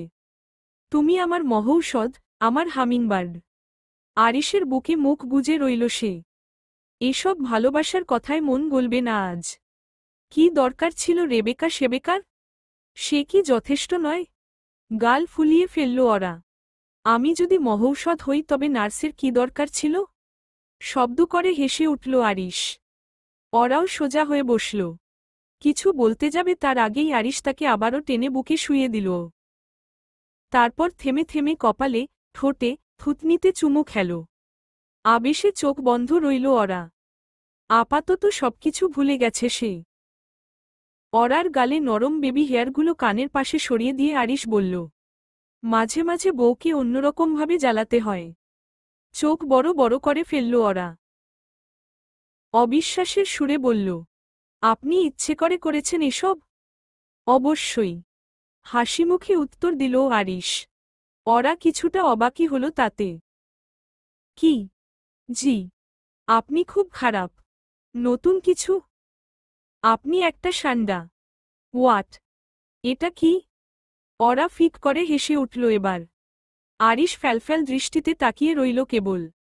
এই নতুন শব্দটা শুনে সত্যি অবাক হয়েছে সে। সোশ্যাল মিডিয়ায় তেমন অ্যাক্টিভ নয় বলেই তেজরিন খান আরিশ এ বিষয়ে অবগত নয়। এটাও আপনার মতোই দেখতে। ধাত। কি সব বলে? আরিশের মৃদু ধমকে চুপসে গেল ওরা। পুরনো আরিশের কথা মনে পড়লেই ভীষণ ভয় পায় সে। ব্যাপারটা আরিশ খেয়াল করেছে। মেয়েটাকে হাসতে দেখলেই ভালো লাগে। কেন যে ধমক দিতে গেল? কাছে আসো, হামিংবার্ড। ওরা বাধ্য মেয়ের মতো তাই করল। আরিশ তাকে পাশে শুইয়ে জড়িয়ে নিল বুকে। এমনিতেই নড়াচড়া করতে পারছি না বলে মন মেজাজের বালাই নেই। এত সময় আমি তোমাকে আদর না করে আছি। ভাবতে পারো? ওরা দুই দিকে মাথা নাড়ল। আরিশ ঠিক বুঝল না তার উত্তর। এটা কি বোঝালে? দুই দিকে মাথা নাড়লে কেন? জি, বুঝতে পারছি। বুঝলে ভালো। কি সব ঔষধ খাইয়ে দিয়েছে, শুধু ঘুম ঘুম পাচ্ছে। তাহলে ঘুমান। কিস করো। ওরার অস্থির লাগছে। আরিশের বুকেই চুমু খেল সে। স্বস্তির নিঃশ্বাস ছাড়ল আরিশ। ফ্রেঞ্চ কিস ট্রাই করি আজ। ভরকাল ওরা। সাথে লজ্জাও পেল। আমতা আমতা করে বলল, আগে সুস্থ হন তারপর। কিস করতে সুস্থ অসুস্থ কোনো ম্যাটার না। কিন্তু আপনি তো শুধু কিস করে চুপ থাকতে পারবেন না। মিনমিন করে বলল ওরা। আরিশ খিলখিল করে হেসে উঠল। যাক, এতদিনে কেউ তো আমাকে বুঝল। তুমি চিন্তা করো না পাখি, দুদিন পর সব আদর একসাথে করব। ওরা কিছু বলল না। এসব কথা বলতে অস্বস্তি লাগে তার। আরিশকে কিভাবে বলবে ভালোবাসার কথা? কিভাবে বলবে সে নিজেও এখন আরিশকে চায়? সিনেমার মতো করে বলবে? হ্যাঁ, এটা করা যায়। মাঝে মধ্যে আরিশকে একটা গান শুনতে শুনেছে ওরা। কি জানি, মেহবুবা, মেরি মেহবুবা এমন ধরনের কিছু একটা। গানটা নিশ্চয়ই আরিশের পছন্দের। সেজন্য শোনে। এই গানের নায়িকার প্রপোজ করার ধরনটা বেশ ইউনিক। এসব ভেবে অরার ঠোঁটের কোণে হাসি ফুটল। আরিশ ভাবল আদরের কথায় হেসেছে তার বউ। এত খুশি। তাহলে চলো এখনই শুরু করি। এই না না না, মানে আমি অন্য কারণে হাসছিলাম। আচমকাই রেগে গেল আরিশ। অরার চুলের মুঠি শক্ত করে চেপে ধরে বলল, আমার বুকে শুয়ে অন্য কোনো বিষয় কেন ভাবলে তুমি? এই মুহূর্তটা শুধু আমাদের। মাঝখানে কিচ্ছু আসবে না, পাখি। ভুল হয়েছে আমার, কিন্তু যা ভাবছিলাম সেটাও আপনাকে নিয়েই। হাতের মুঠো আলগা করল আরিশ। জিজ্ঞেস করল, কি ভাবছিলে? পরে বলবো। প্লিজ জোর করবেন না। তাহলে এখন বললে কেন? অরার ইচ্ছে করছে চিৎকার করে কাঁদতে। এই লোকের সাথে ভেবেচিন্তে কথা বলতে হয়, সেটা কেন ভুলে যায় সে? আসুন আরেকটা কিস করি। অরা হুট করেই আরিশের ঠোঁটে কিস করল একটা। শান্ত হয়ে গেল লোকটা। কিছু বলল না। ঘুমাও, পাখি। আমার খুব ঘুম পাচ্ছে। অরা কিছু বলল না। চুপচাপ চোখ বন্ধ করে ফেলল। দরজায় ঠকঠক আওয়াজেও কোনো ভ্রুক্ষেপ নেই তামান্নার। সে যেন আজ পণ করেছে কিছুতেই ঘর থেকে বেরোবে না আজ। তামু, এই তামু।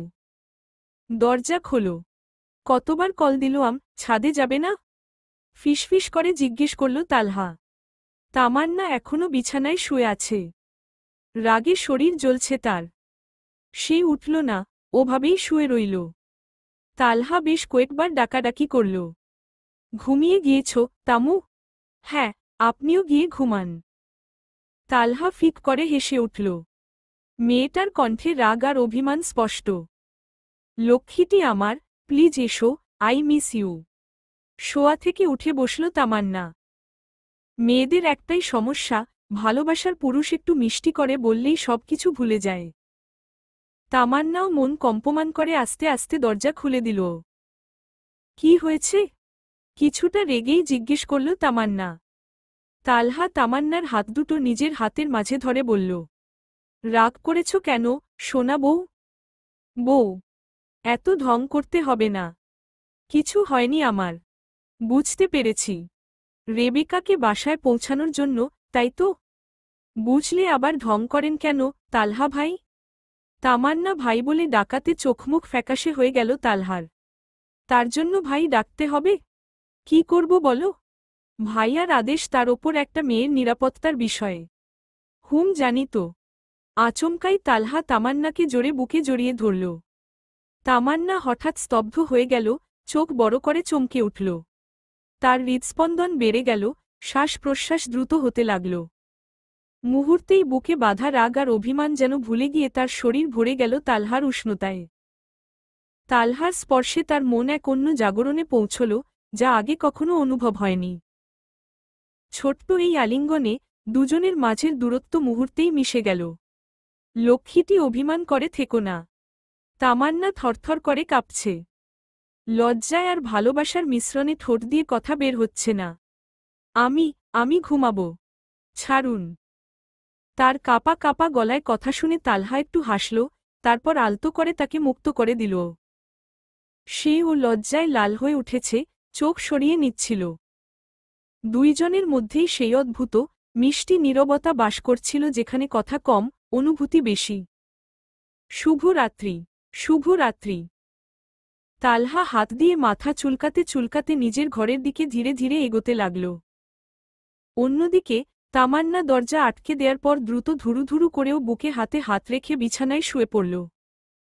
তার মন এখনো থমথমে, শরীরটা লজ্জা আর অদ্ভুত উষ্ণতায় ভরপুর। দিন যতই এগোচ্ছে সাবিহার প্রতি মেহরাবের ভালোবাসাও ততই বৃদ্ধি পাচ্ছে। আজকাল প্রায় কথা হচ্ছে দুজনের। কখনো অল্পস্বল্প, আবার কখনো বেশি। সাবিহাও নতুন দেশে নিজেকে মানিয়ে নেওয়ার আপ্রাণ চেষ্টা করছে। বাহিরে টিপটিপ বৃষ্টি নেমেছে, মেঘের ঘন আধার ছড়িয়ে পড়েছে চারদিকে। মাঝেমধ্যে গর্জন করে মেঘেরা তার গম্ভীর গান শোনাচ্ছে। শুক্রবার, অফিসের ছুটির দিন। তালহা, আরিশ দুই ভাই আজকের এই স্নিগ্ধ দিনে বাড়িতেই আছে। আরিশের হাতের ব্যথা এখন অনেকটাই সেরে গেছে। বৃষ্টিমুখর এই দিনে খাবারও বিশেষ কিছু হওয়া লাগবে। তাই খিচুড়ির সঙ্গে মশলাদার গরুর মাংস ভুনা রান্না করা হয়েছে। আর এই বাড়ির ছেলেরা তো বিরিয়ানি ছাড়া আর কিছুতেই সন্তুষ্ট হয় না, তাই অন্য খাবারের বুলে একটু বদলে অন্যরকম খাবার তৈরি করা হয়েছে। তামান্না আর অরা মিলে যত্ন করে দুপুরের রান্নাবান্না শেষ করল।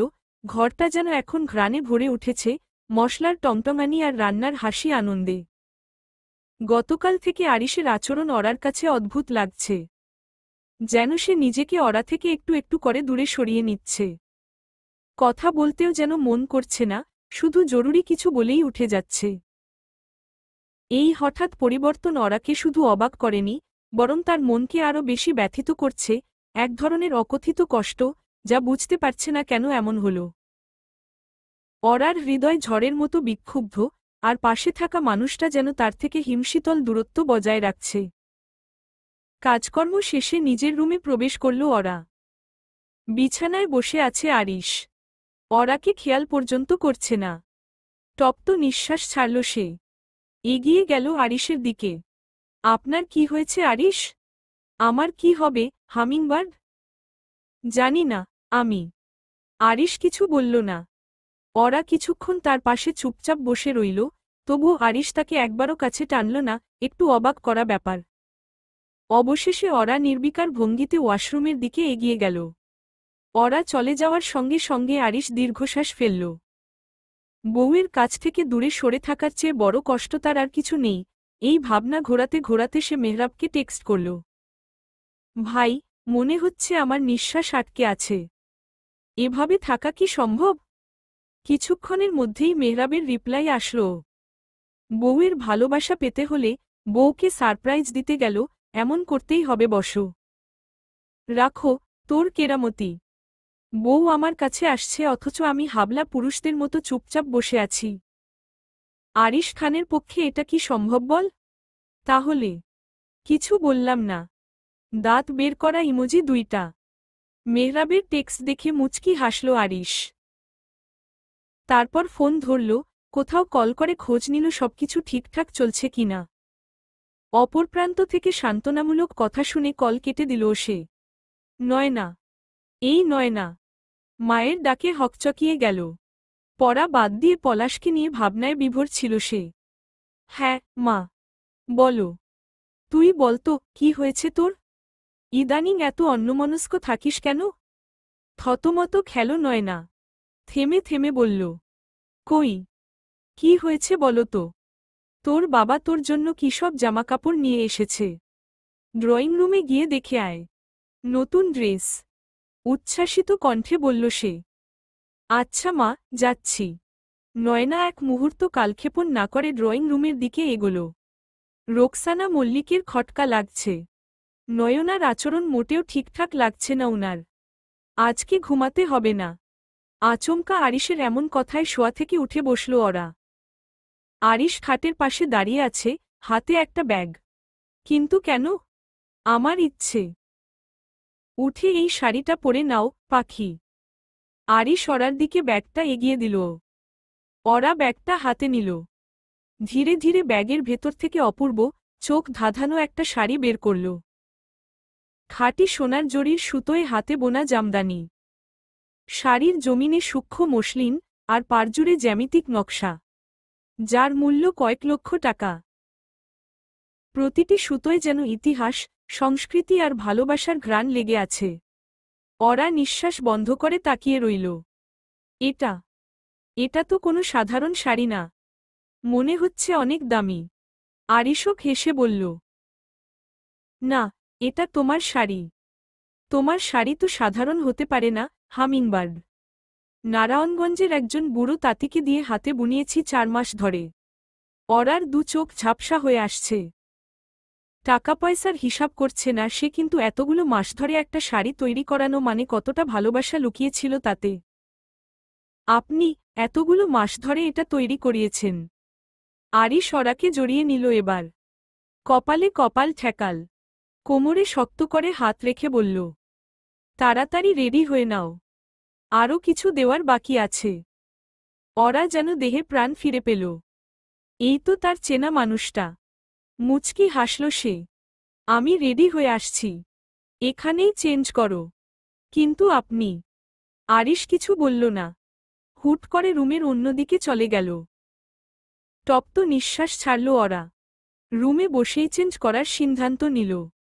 আরিশ যে অন্যদিকে গিয়ে দাঁড়িয়েছে এটাই অনেক। এখন চেঞ্জ করো, হামিংবার্ড। আচমকা আরিশের আগমনে চমকাল মেয়েটা। চেয়ার নিয়ে এসে আটসাট হয়ে বসেছে সে। আপনি? হ্যাঁ আমি, তোমার একমাত্র স্বামী। শুরু করো। ওরা কি বলবে সেটাও যেন ভুলে গেল। এর সাথে কথা বাড়িয়ে লাভ নেই। ঝটপট চেঞ্জ করে নিল ওরা। চুলগুলো আছড়ে, কানে ডায়মন্ডের দুল ও গলায় নেকলেস পরে নিল। তবে সব গয়নাই সিম্পল। আরিশ মুগ্ধ নয়নে ওরার দিকে তাকিয়ে আছে। ঠিক আছে? গলা নিচু করে শুধালো ওরা। আরিশ বসা থেকে উঠে ওরার দিকে এগোল। ইচ্ছে করছে আদর করি, কিন্তু এখন তোমাকে ধরলে সব সাজগোজ নষ্ট হয়ে যাবে। ওরা ফিক করে হাসল। বেচারা আরিশ। দেয়ালঘড়ির দিকে তাকিয়ে আছে সে। আর মাত্র 2 মিনিট বাকি। রাত ঠিক 12টা। ঘরের বাতি নিভে গেল আচমকাই। ওরা কিছু বুঝে ওঠার আগেই চারপাশ আলোয় ভরে উঠল হালকা গোলাপি, সোনালি আর মোমবাতির নরম আলো। ব্যাকগ্রাউন্ডে ধীর লয়ের পিয়ানো মিউজিক বাজছে। নরম সাদা পর্দার আড়াল থেকে এগিয়ে এলো আরিশ। হাতে এক কালো ভেলভেট বক্স, ঠোঁটে মৃদু হাসি। শুভ জন্মদিন, মাই প্রিন্সেস। চমকাল ওরা। আজ ওর জন্মদিন। ভুলেই গিয়েছিল সে।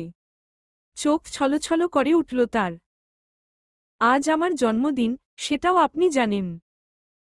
আমার বউয়ের কোন তারিখ কি, সবকিছুই জানি আমি, ডার্লিং। আরিশের ঠোঁটের কোণে দুষ্ট হাসি। লোকটা আর ভালো হল না। পেছনে থেকে আরিশ জড়িয়ে ধরল তাকে। তারপর সামনে এসে ধীরে ধীরে হাতে তুলে ধরল কালো রঙের ভেলভেট বক্সটা। ওরা কাপা কণ্ঠে বলল, এইটার দরকার ছিল না। আরিশ হাসল। তোমার জন্মদিনে আমি শুধু একটা জিনিস দিতে চেয়েছি, তোমার মতো রাজকীয় কিছু। বক্স খুলতেই আলোর ঝলক, যেন তারার চেয়ে বেশি উজ্জ্বল কিছু। হোয়াইট গোল্ডে গড়া, হীরা, অনিখস আর সবুজ এমারেল্ড চোখে পড়া এক রাজসিক চিতা। নেকলেস নয়, যেন ওরার গলার জন্য তৈরি এক রাজমুকুট। তোমাকে এই জগতে একমাত্র আমার বলে জানাতে এর চেয়ে দামি কিছু আমি পাইনি। আমার সর্বোচ্চ দেওয়ার চেষ্টা করেছি, হামিংবার্ড। আরিশ বলল মৃদু কণ্ঠে। ওরা এখনো গয়নাটার দিকে তাকিয়ে আছে। চোখ ফেরাতে পারছে না। এজন্যই গতকাল থেকে ওরকম অদ্ভুত আচরণ করছিলেন? অদ্ভুত? হুম। রাগ করছিলেন না, জোর করছিলেন না, আর থেমে গেল ওরা। লজ্জা লাগছে তার। আরিশ মিটিমিটি হাসছে। আচমকাই ওরার হাত দুটো পেছনে চেপে ধরে ঘাড়ে মুখ গুজে দিল সে। চোখ বন্ধ করে ফেলল ওরা। I love you, Ora. Do you love me? ওরার সমস্ত শরীর থরথর করে কাঁপছে। ঠোঁট কাঁপছে কিছু বলতে, কিন্তু শব্দ বেরোচ্ছে না। চোখে মুখে দ্বিধা, সংকোচ আর গভীর আবেগের মিশ্র ছায়া। আরিশ অপেক্ষায় তার ধৈর্যের সীমা যেন শেষ প্রান্তে এসে দাঁড়িয়েছে। ওরার এই দীর্ঘ নীরবতা অসহ্য ঠেকেছে তার কাছে। ওরা নিজেকে সামলে নিচ্ছে, ভেতরে ভেতরে সাহস সঞ্চয় করছে। সেও আজ বলতে চায়, ভালোবাসার সেই জমে থাকা কথা। ঠোঁট খোলার চেষ্টা করতেই হঠাৎ ঘাড়ে তীব্র এক ব্যথা অনুভব করল সে। চমকে উঠল ওরা। মুহূর্তেই বুঝে গেল, অধৈর্য আরিশ তার ঘাড়ে কামড়ে দিয়েছে। ভালোবাসার উন্মাদনায়, একরোখা আবেগে এমন পাগলামিটুকু করাতে নিজেকে থামাতে পারল না আরিশ। লাগছে আমার। আরিশ মুচকি হাসল। ওরার কথা অগ্রাহ্য করে পরপর অনেকগুলো কামড় বসালো ঘাড়ে। অপেক্ষা করালে কেন, হামিংবার্ড? আমি অপেক্ষা করতে পারি না। আমার উত্তর চাই। আমি। থাক। আজকের দিনটা তোমার। তাই আজ কোনো জোর করব না। কাল থেকে প্রতিদিন, প্রতিরাত শুধু আমার। বুঝেছ, পাখি? অধৈর্য আমি আর ধৈর্য ধরতে পারছি না। ওরা মাথা নাড়ল কেবল। আরিশ তাকে কোলে তুলে নিয়ে দরজার দিকে এগোল। ওরা কৌতূহলী হয়ে জিজ্ঞেস করল, কোথায় যাচ্ছেন? Wait and see. ওরা চুপ করে গেল। ঘর থেকে বেরিয়ে বারান্দা দিয়ে এগিয়ে যাচ্ছে আরিশ। তার প্রতিটি পদক্ষেপের সাথে বারান্দায় রংবেরঙে আলো জ্বলে উঠছে। ওরা অবাক হয়ে দেখছে সবকিছু। আরিশ এক পা করে এগিয়ে চলছে, সাথে রঙিন বাতি জ্বলে উঠছে এবং লাল গোলাপের পাপড়ি ঝরে পড়ছে। সবকিছু স্বপ্নের মতো সুন্দর লাগছে ওরার কাছে। এক পা করে তারা যখন সিঁড়ি বেয়ে নিচে নামছিল, তখন মনে হচ্ছিল তারা কোনো স্বপ্নের দৃশ্যের মাঝে হাঁটছে। ড্রয়িং রুমে পৌঁছাতেই থমকে দাঁড়ালো ওরা। এক মুহূর্তের জন্য যেন নিঃশ্বাস বন্ধ হয়ে এল তার। চারপাশে সব পরিচিত মুখ, তাদের চোখে ভালোবাসা আর উচ্ছ্বাস। কেউ হাসছে, কেউ চোখ মুছছে। সবাই নতুন জামাকাপড় পরে দাঁড়িয়ে আছে, এমনকি ওরার বাবার বাড়ির মানুষজনও। পুরো ঘর জুড়ে বাতাসে ভাসছে কনফেটি আর গোলাপের ঘ্রাণ। তাকে কোলে রেখেই নিচে নামিয়ে দিল আরিশ। এরপর ধীরে ধীরে তার হাত ধরে সামনে নিয়ে এলো। চারপাশ থেকে গেয়ে উঠল সবাই, happy birthday to you, happy birthday to you, happy birthday dear Ora, happy birthday to you. Roksana Mallick মেয়েকে শক্ত করে জড়িয়ে ধরলেন, মমতার স্নেহে ভরা একটুখানি চুমু রাখলেন মেয়ের গালে। নয়না আদরে আপ্লুত হয়ে বোনকে আলতো করে জড়িয়ে ধরেছে, চোখে তার আনন্দের দীপ্তি। চারপাশে ছড়িয়ে পড়েছে এক উষ্ণ, ভালোবাসায় ভরা আবহ।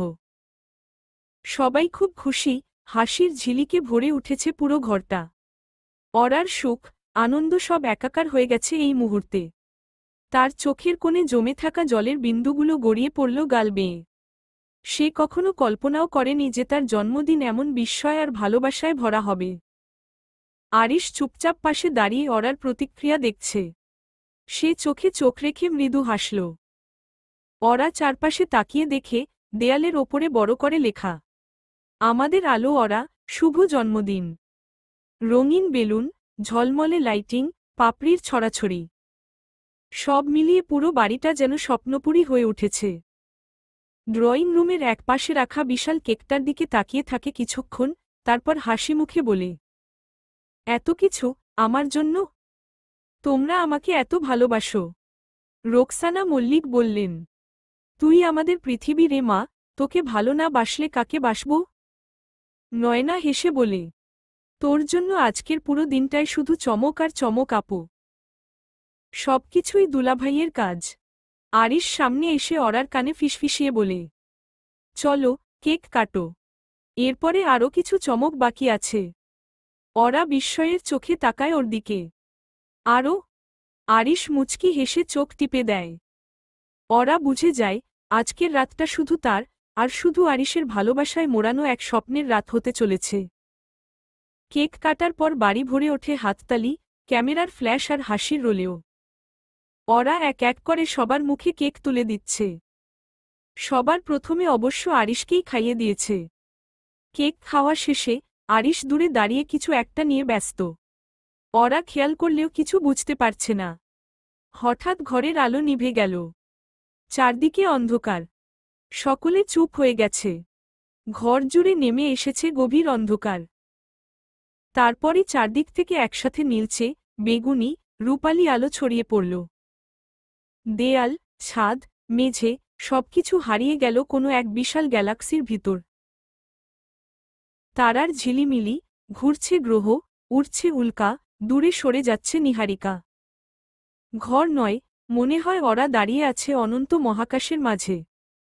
চোখের সামনে দিয়ে বয়ে যাচ্ছে একটার পর একটা অসাধারণ দৃশ্য, একবার ধূসর চাঁদ, আবার কোনো লাল গ্রহ।